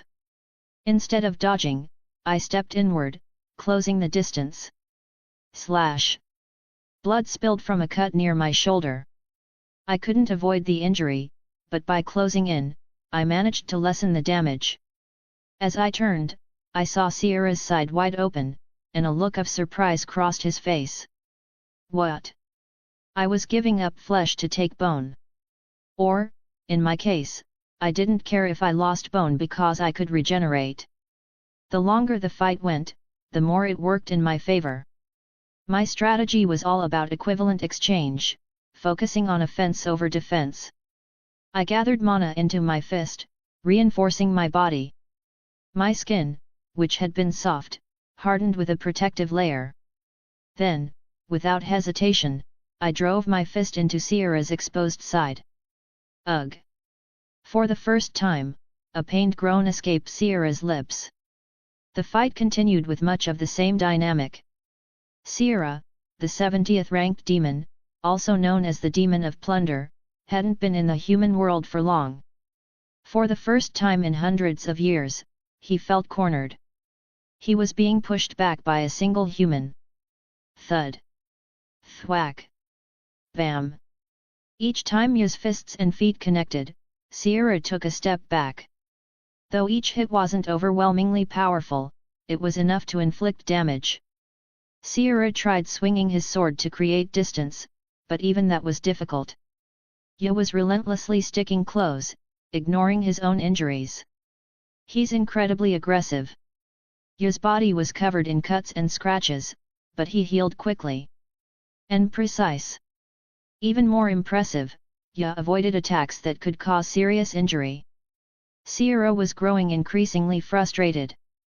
This meant Ya wasn't just blindly attacking, he was calculating every move. In the brief moments when their weapons and bodies clashed, Ya was meticulously weighing his options. Should he press forward, or pull back? Was it worth taking a hit to get closer? Sierra realized Ya was making those split-second decisions with astonishing clarity. What kind of battlefield experience had honed that level of judgment? This is dangerous. Sierra could feel the threat. He hadn't yet regained all of his power. While the cult had offered sacrifices to free his physical form, much of his strength was still sealed. It would take time before he regained his full abilities. Even so, he was already incredibly strong. He hadn't expected to face such a human here. And then it happened. Thunk! Ya rushed in and grabbed both of Sierra's wrists. This halted Sierra's sword strikes, but it also immobilized Ya. What was he trying to do? Sierra was puzzled. He quickly found out. Ya's head drew back, then slammed forward with all his might. Crack! Blood splattered through the air, some from Ya and some from Sierra. A headbutt. It was a brutal attack, one that inflicted damage on both parties. But Ya hadn't hesitated to use it. Ugh! You brute! Blood gushed from Sierra's nose. The stinging pain spread across his face, disorienting him. Ya must have been feeling the same, yet a smile crept across his blood-stained lips as he muttered. Looks like the gay bastard got what he deserved. Sierra couldn't help but click his tongue in frustration. This guy is completely insane.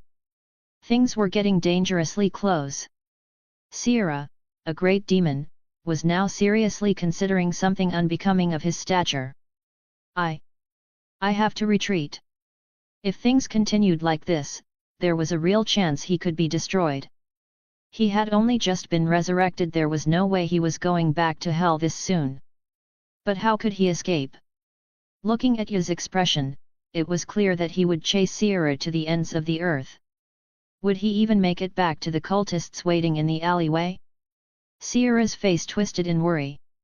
Just as he was contemplating his next move, a voice suddenly echoed from the entrance of the slums. Hold! Where is the demon? Dozens of heavily armored figures clad in full plate armor marched toward them. It was a group of knights. I've completed the translation of the following scene with careful attention to maintaining character names, gender consistency, and natural dialogue flow. Here is the translated version. I've seen Ya fight quite a few times. Whether it was against the owlbear or during the time he was protecting Cherin, Yu's combat scenes have been uploaded all over YouTube. But have I ever seen him fight seriously? If someone asked that, I'd have to shake my head. That's because most of the enemies he faced in battle were defeated in a single blow. There was no way to get a proper look at his combat skills or techniques. Even the owlbear went down in one hit. What kind of opponent would stand a chance against him? I just assumed he was strong. It was a vague thought. But seeing him now, up close, I could tell. His combat ability was far beyond what I had imagined. Unbelievable! Hanul muttered, her face showing utter disbelief. She never expected Ye to engage in a duel with a demon and actually gain the upper hand. She knew from the previous hunt against Andromalius just how powerful demons with ranks could be. These archdemons were so strong that even if hundreds of players charged at them, they could take them out with a single move. For some reason, Sierra seemed a bit weaker today, but still, for players, the mere thought of facing such a demon was unthinkable. And yet, Ye was winning against him, which was shocking in itself. Another surprising thing was the sheer brutality of his fighting style. What kind of man? Ye wasn't afraid to get hurt or to hurt others. Blood sprayed everywhere, but he didn't seem to care. The way he fought was like a berserker, throwing himself into the fray without a second thought, cutting through the storm of blades barehanded. It took immense courage. Does he not feel pain? That thought crossed her mind briefly. But no, that wasn't it. He grimaced every time a blade cut into him, so he clearly felt the pain. He just gritted his teeth and pushed forward. A small hope began to rise within her. If this battle continued like this, maybe, just maybe, they could defeat Sierra. But that hope didn't last long. Stop!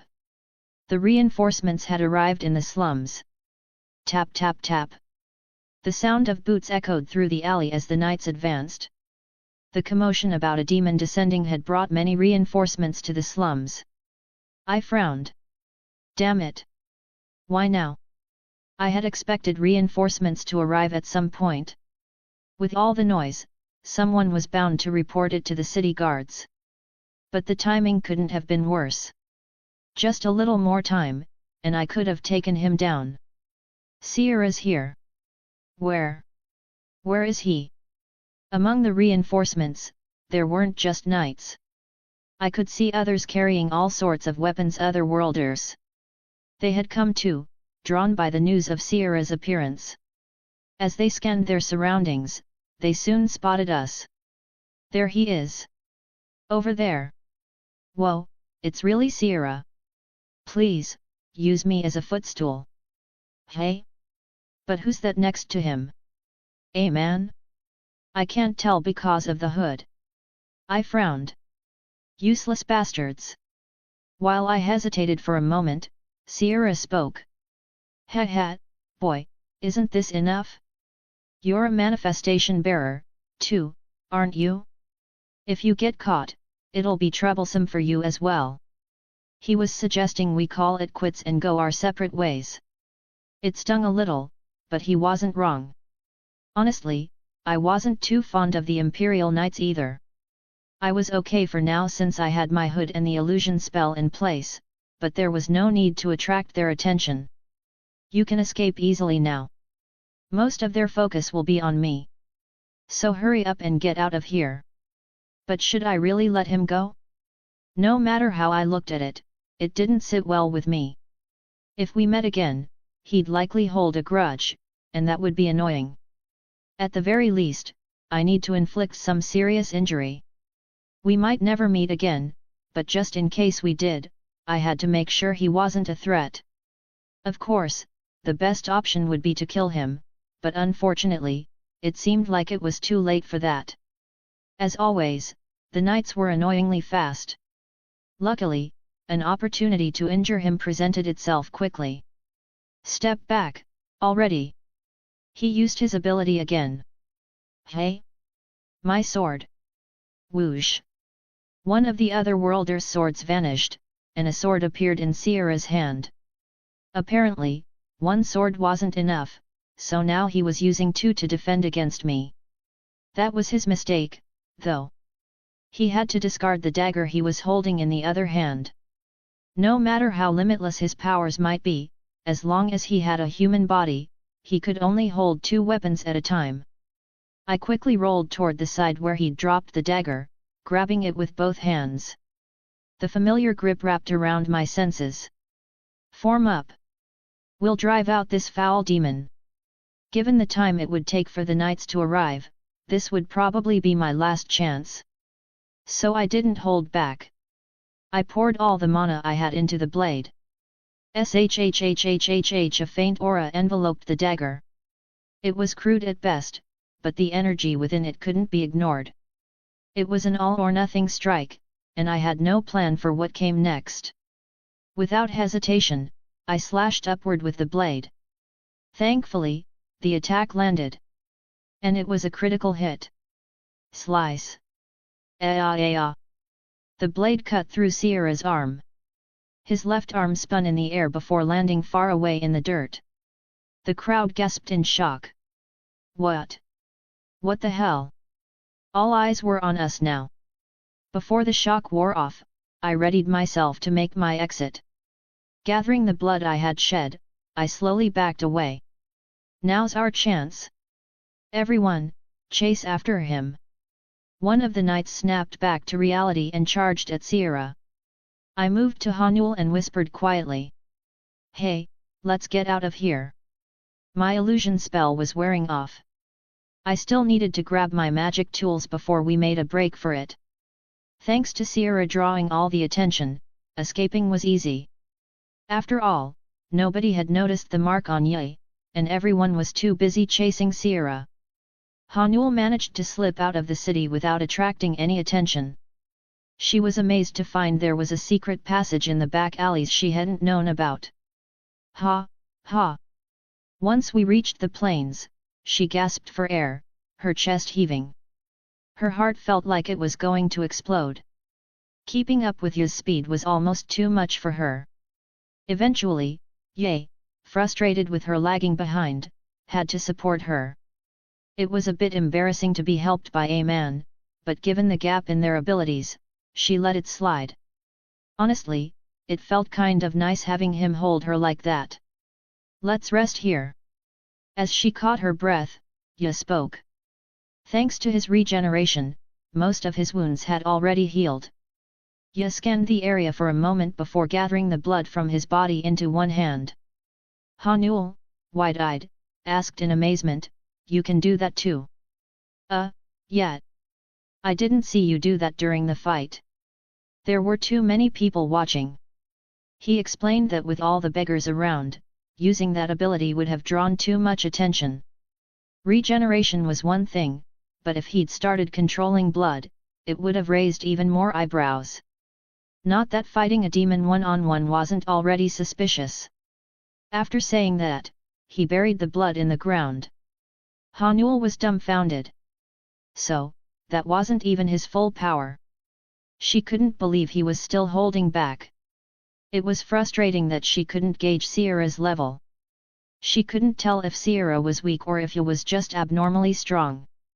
Though they had escaped safely, Ye's expression was still grim. Letting Sierra live clearly bothered him. Should have just used my blood abilities. For a moment, he regretted it. Sierra knew Ye was a manifestation bearer, and there was no telling what he would do with that information. At least the illusion spell had been active during the fight. Well, whatever. Ye pushed the thought to the back of his mind. There was no point worrying about it now. First, they needed to get home. Oh, by the way, I've got something for you. As they rested, Hanul spoke again, now much calmer. She opened her inventory and pulled something out. Ye's eyes widened in shock, and he smacked her hand. Slap. Ow. Why would you bring that? He had every right to be surprised.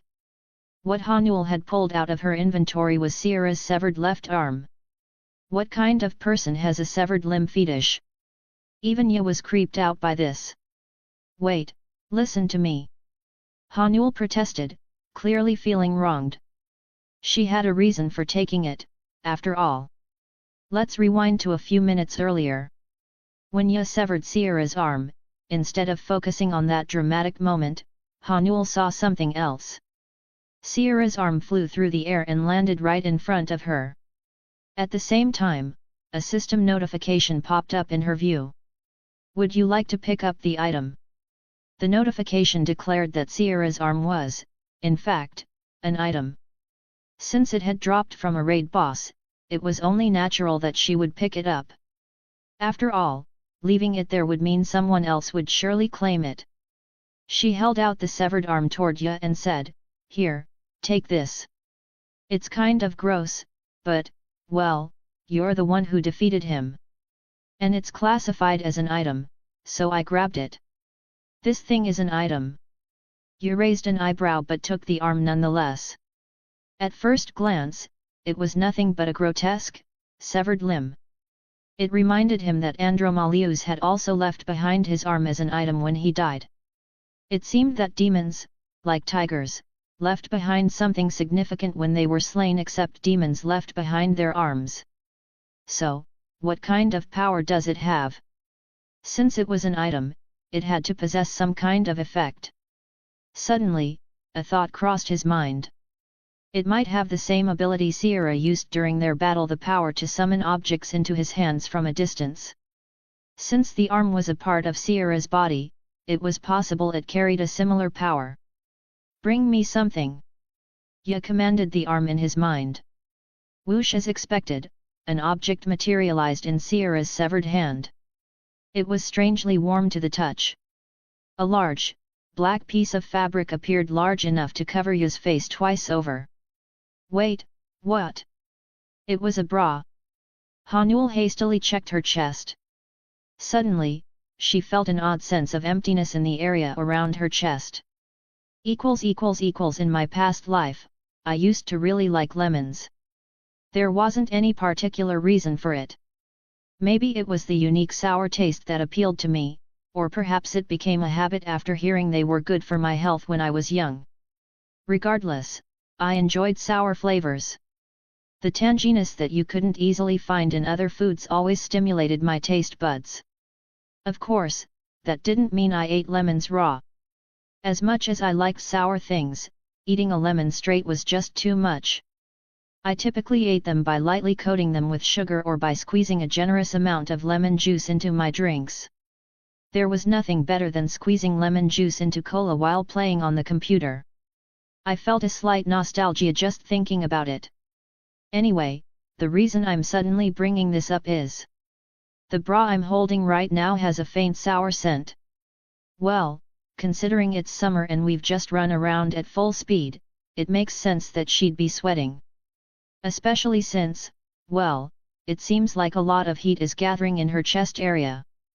I mean, how is one side of the bra almost the size of my head? I took a moment to sniff the bra held in Sierra's hand. Sniff, sniff. Eek! Why are you smelling it? Give that back! Hanul shouted in near panic, her hand reaching desperately for her underwear. But no way a mage's reflexes could match mine. I easily dodged her attempt. It seemed that even the women here felt embarrassed when their underwear was exposed. Not that it was surprising. If I were in her place and someone grabbed my sweaty underwear, I would feel embarrassed too. It's just a natural human reaction. Oh, crap!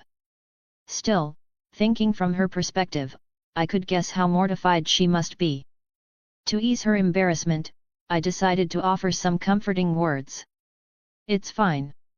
People sweat when they run, no big deal. Wow, but you really do wear large sizes, hey? It makes sense for it to get sweaty with something that big. Kai. For some reason, she screamed even louder when I tried to comfort her. Maybe she's just shy because she's introverted. I suppose I should understand that. Honestly, I wanted to tease her a bit more, but we didn't have time to waste, so I handed her the bra back. She quickly grabbed it and skillfully put it back on. Watching her, with her face as red as a tomato while she fumbled with her bra, was, well, to be honest, kind of arousing. After all, I'm still a guy. That's quite the impressive ability. I thought that to distract myself. Who would have thought that Sierra could summon not just weapons, but even trivial things like this? In front of him, even armor would be useless. In fact, the stronger the item you wielded, the more it might work against you. Just then, a rather terrifying thought crossed my mind. Wait, does that mean he could have stripped off my clothes during the fight? Oh, shit. Sierra. He's really one terrifying bastard. Good thing he didn't try to steal my underwear, or else I would have run off into the forest bawling like a child. Come to think of it, what happened to him? That thought hit me as I remembered seeing the knights chasing after him. Did they manage to catch him? I didn't have high hopes, though. After all, Sierra was an archdemon. Not that the knights were weak, but if a demon like him decided to escape, it wouldn't be easy to capture him. I could only hope that whatever happened, it wouldn't come back to bite me. Huff. Huff, he was lucky. As he barely escaped the city, that was all Sierra could think. Bringing a large number of the cult's followers into the back alley had been a wise decision. Among those followers were high-ranking members like team leaders and area leaders. They could hold off the knights to some extent. Especially the otherworlder followers, who didn't hesitate to use their bodies as barricades. That was why Sierra had managed to slip away despite the relentless pursuit. Of course, he wasn't in good shape. His back was pierced with arrows like a porcupine, and his body was covered in cuts and bruises. On top of that, he had lost his left arm, thanks to Yi. His tenacious demon life force was the only thing keeping him alive, but to anyone looking at him, he was essentially a half-dead corpse. The squad leader waiting outside the city was taken aback when he saw him. Sierra, what happened? I'll heal you right away. It's fine. My body isn't like yours. I'll recover if I rest. It would take some time, of course. Especially his lost left arm throbbed painfully. He never thought he'd be left without it. I won't be able to use my left arm for a while. Other wounds might heal, but it was clear that his left hand wouldn't regenerate. A demon's body was unique in that way. Until he retrieved his lost arm, he'd have to manage as a one-armed demon. With a serious expression, Sierra stated, I encountered a very strong manifestation bearer. He briefly explained what had happened in the city. He talked about meeting the manifestation bearer in the back alley and how he had nearly faced disaster in the battle. The squad leader's eyes lit up as he listened. Though Sierra had become a rather unwelcome presence for him, manifestation bearers were incredibly valuable to the cult. They could make direct contact with demons and could offer sacrifices remotely. For Lemegeten, manifestation bearers held a position akin to saints or holy figures.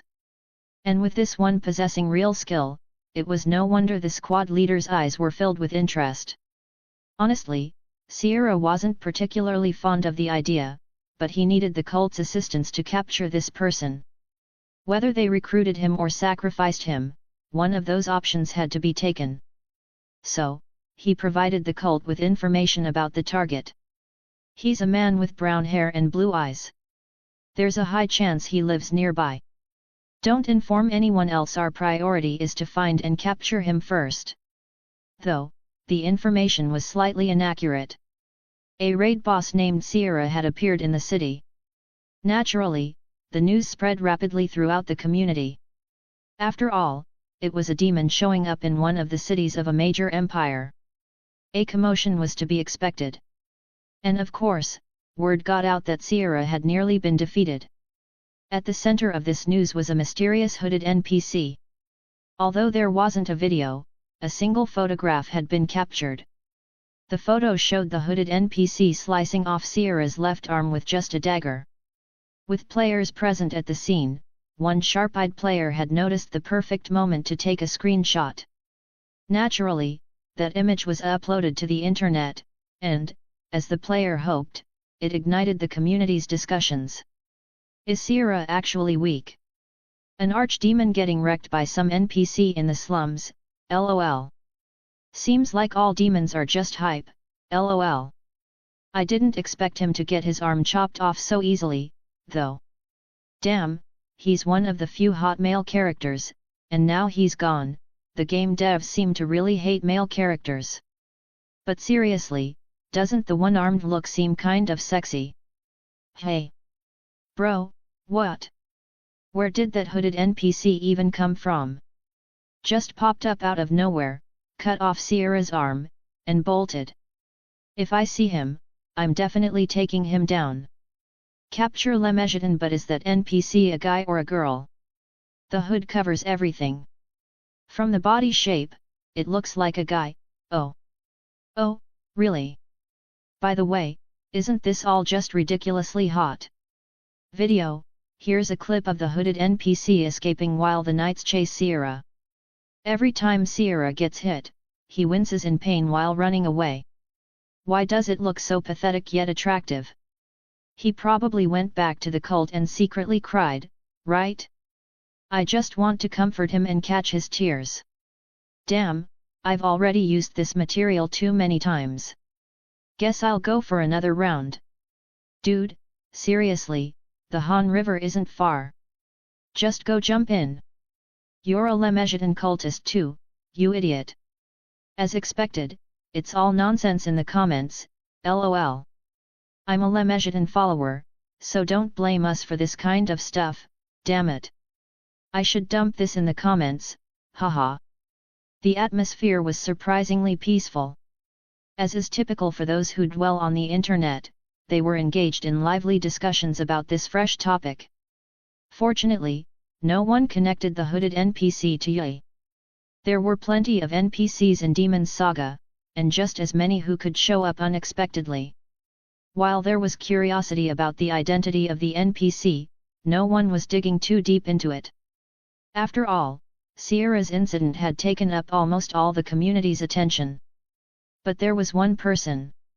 Someone who frequently met and conversed with Yi could see something different. You know how, after seeing someone enough times, their silhouette becomes somewhat familiar? Hanul enlarged the photo of the hooded NPC and thought, this looks oddly similar. It was like someone she knew had a similar body type. In fact, Charon had been quite busy lately. To produce broadcasts of higher quality, she had been focusing more on leveling up than on streaming. To be honest, she was still reeling from the shock of losing to a rabbit in a duel the last time. At level 80, she was in the top 4% of users. In terms of the now-defunct game Olo, she would have been in the top tier of diamond rank. Still, that meant she was among the very best among regular players. Of course, she fell a bit short compared to ranked players who poured in time, talent, and money. But to think she couldn't even beat a single rabbit. Yi had praised her for even that, but when you heard it from someone who could take out mutated wolves in one hit, it felt more like a mockery. So, she had set aside the fun of streaming to focus on leveling up for a while. She wanted to crush at least the rabbits. Fortunately, all her hard work seemed to have paid off. She had made some progress in her growth. But who would have thought she'd see something like this online? What the? She muttered to herself as she leaned closer to the monitor. Of course, it was highly probable that she was just imagining things. The NPC in the photo was heavily hooded, concealing almost all of his physical features. According to the players who were there, he had brown hair and blue eyes. Even if his face was hard to see, that meant he had absolutely no resemblance to the Yi she had in mind. After all, what reason would someone who lived in the forest have to come to the city? She didn't know his exact circumstances, but as someone who often visited him, she had a good sense that he was reluctant to step outside the woods. So, the person in that photo was most likely not Yi. However, something kept nagging at her gut. There was something about that picture that she just couldn't ignore. Besides, if he had come out, why would he change his hair and eye color? And if someone had changed it for him, who was that person? Thanks to that, her thoughts only grew deeper. And a few days later, Yet, it wouldn't hurt to check. She set out to hunt with her editor for the first time in a while. The reason she met with Hanul instead of Yu was that she had a hunch about something. Although they met in real life, she and Hanul actually spent more time together in the game. Playing together made leveling up easier, and to be honest, there wasn't much difference between being here and reality. Of course, the reason they formed a party after so long was not just to make hunting easier. Now that I think about it. Recently, her editor had learned an additional skill.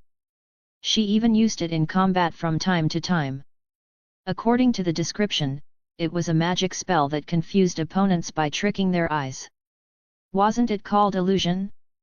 With that skill, she could create virtual walls in front of monsters or conjure illusions to confuse them. Thanks to her support, hunting monsters became a lot easier, but it also raised some questions. Why did she learn that skill? Surely, there had to be other spells worth investing in. And honestly, those would be more effective. While she had made good use of the illusion spell, having something tangible would have been preferable. Plus, the timing was quite peculiar. So, Charon subtly asked her. By the way, sis. Yet. You know Ye, right? Of course I do. He's our #1 star on YouTube. Up until this point, Hanul had shown no reaction. Well, it felt just like any normal conversation. In fact, it would have been weirder for her to be flustered at this point. The next question she had intended to ask was, have you ever met Ye? Conversations usually flow according to context, and there's always a specific order to that context. However, this time, Charon planned to skip that context. Asking directly would surely stir Hanul's emotions more easily. So she asked her editor straightforwardly. Have you been to the city with you recently? And Charon's guess was spot on. Hanul's pupils trembled violently for a moment. Perhaps it was due to the unexpected question, but she fell silent for a brief moment. Even the words she managed to muster up after some thought included a slip of the tongue. What do you mean? He's an NPC who can't even go outside. How could he go to the city? I don't recall you ever saying that you can't go outside. Charon pounced on that mistake like a ghost. She was glad her editor wasn't very good at lying. Thanks to that, her instincts were growing louder. Now that she thought about it, the wand she used recently had changed too. What used to be a simple wand made from an old tree now had a massive gem embedded in the center. That gem looked pretty expensive. She didn't know exactly whose gem it was, but the amount of magical energy contained within was no joke. It was definitely not a material that she could obtain with her current wealth and level. By the way, when did you change that wand? I've never seen such a gem in the market. Charon continued with her questions. Every time, Hanul would panic and avoid her gaze. Not being able to answer properly and stammering was exactly how someone with something to hide would act. Hanul, who lacked social skills, couldn't easily cope with such sudden situations and was merely flustered. As she was being persistently pressed, Hanul thought. Yeah, I should just say it. After all, there was no reason to hide it, right? She had just met an NPC a few times and happened to go to the city once together. Of course, there had been various happenings along the way. But she wasn't dating Ya or doing anything inappropriate, after all. So she lightly shared the facts with Charon. She told her about the time she had visited out of curiosity and how that led to her going to the city together. Of course, she completely omitted any information about the demon's mark. No matter what, she couldn't speak about that to anyone else. Hanul was just conveying the content, but she strangely felt guilty. Once she finished speaking, Charon expressed her dissatisfaction. Hey, sis, how could you? She felt a sense of betrayal. Her closest friend was secretly acquainted with someone she was close with. It felt like she had become a tragic character straight out of a drama, and it was all just a bit too much for her. But that was only for a moment. Hey! As she was about to get irritated, she caught on to a contradiction within herself. But was it really something she should be angry about? Sure, Charon met you the most often, but they weren't dating or anything. They were just acquaintances. And her editor had the freedom to enjoy the game however she wanted. Hanul was simply spending her leisure time, after all. While she felt a bit hurt that Hanul had hidden the fact that she had met him, there was hardly any justification for her to be angry. Of course, in reality, it would have been a different story. Emotions were an important matter. However, this was a game. Enya wasn't a real romantic interest, but an NPC living in this world.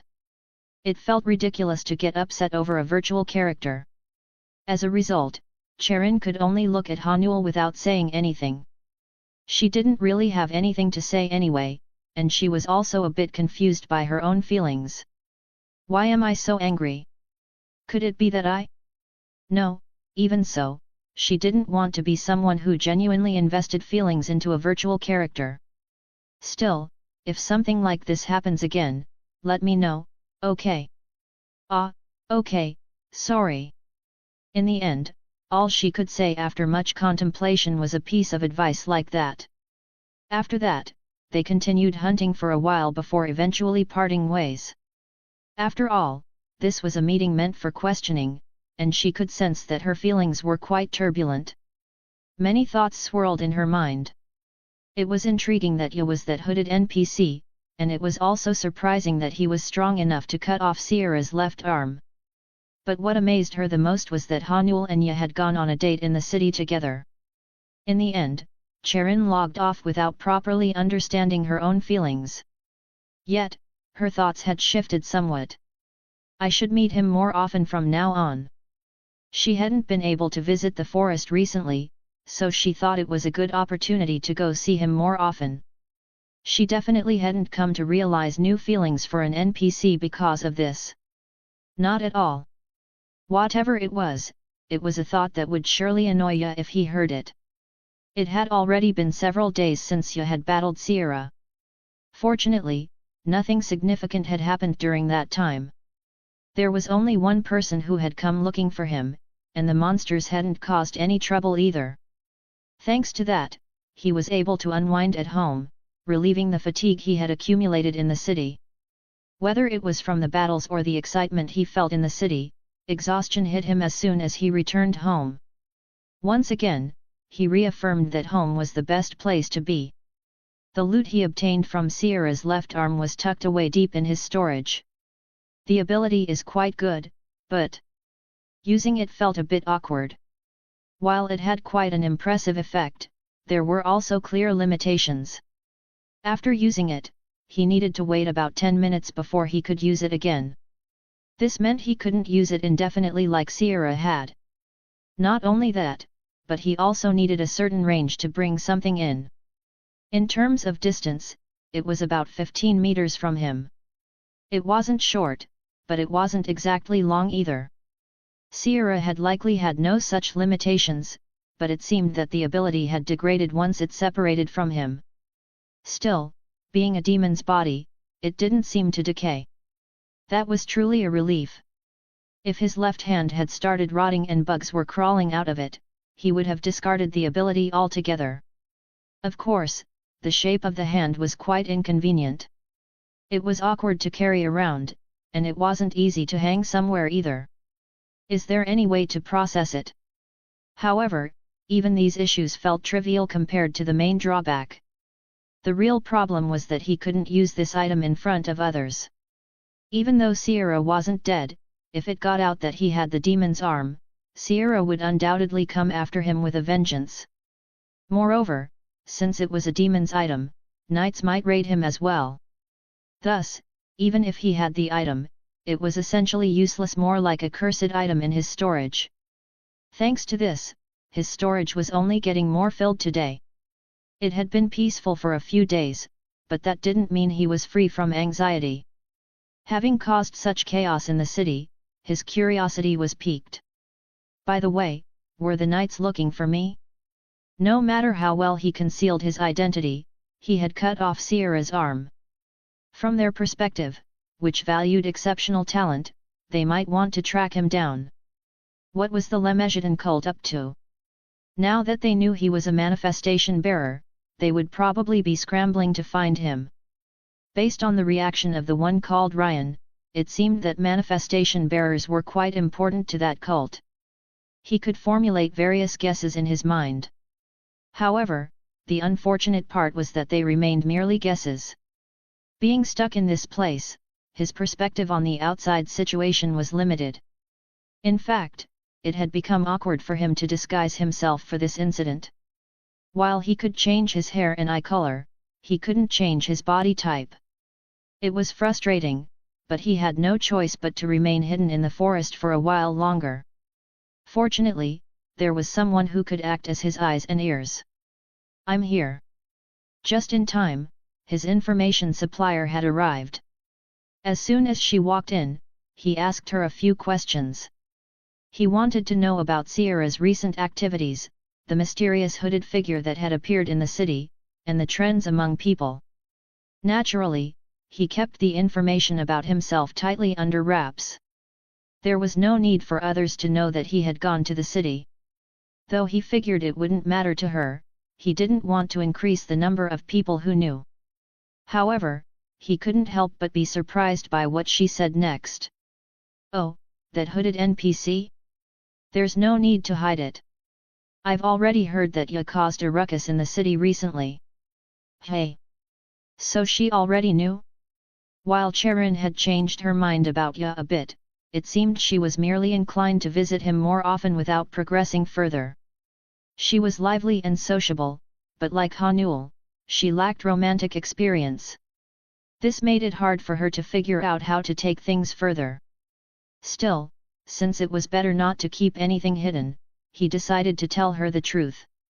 He let her know that he was aware the hooded NPC who had been causing a stir in the community was Ye. He summarized how he found out about it as succinctly as possible. "Really?"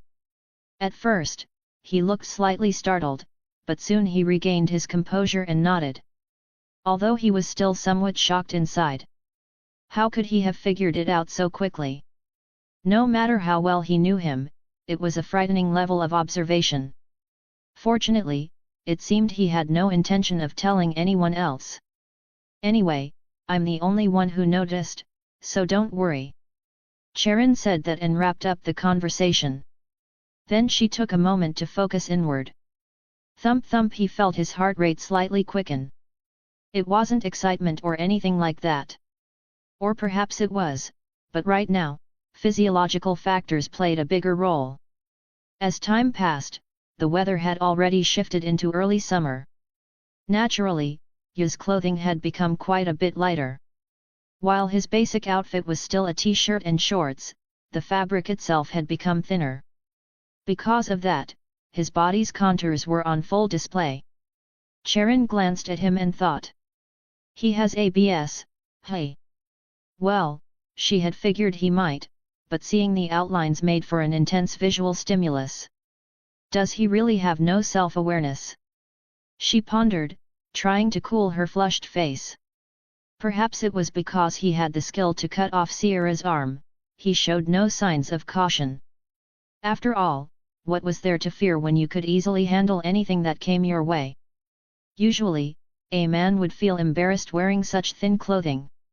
Thanks to that, the only people around could only endure it in silence. Even though they fervently denied their feelings for an NPC, Charon was still a lively woman. Physiological curiosity always lingered at the back of her mind. So, it was a bit lowbrow, but she would admit it outright. "I want to try it too." 19 Mode. In fact, experiences related to 19 Mode were consistently shared in the community. When they seduced a rural youth, 19 Mode opened up, and when they rescued an NPC trapped in a bandit lair, they were treated to 19 Mode, and so on. Sometimes, videos of 19 Mode would even be uploaded to dark sites. Each time, users would press the thumbs down button, mixing envy and jealousy. Especially for the last one, since it had ethical implications, it drew a lot of criticism. However, Her curiosity couldn't be helped. After all, this was content created by the game developers, wasn't it right to enjoy it? How should I even show my chest? She contemplated for a moment. Even in this world, a woman's chest was still considered an attractive feature. But after a brief thought, she shook her head.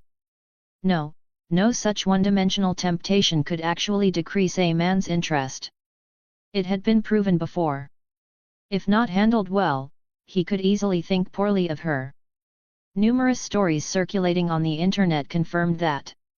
Ugh, what kind of temptation is that for someone like me? In the end, after considering this and that, Cherin sighed and felt she had no choice but to give up. The word temptation regarding romance felt far beyond her reach. She decided to keep quietly passing on information. For now, don't worry. The knights have no interest in that hooded figure. To be precise, they couldn't afford to pay attention. The knights were too busy investigating the hermit and chasing after Sierra, who had fled. They were stretched too thin as it was. On the other hand, the Lemegetian cult was showing intense interest. They were said to be lingering near the Empire, even if it meant risking being caught. Is it because they had their demon's arm cut off?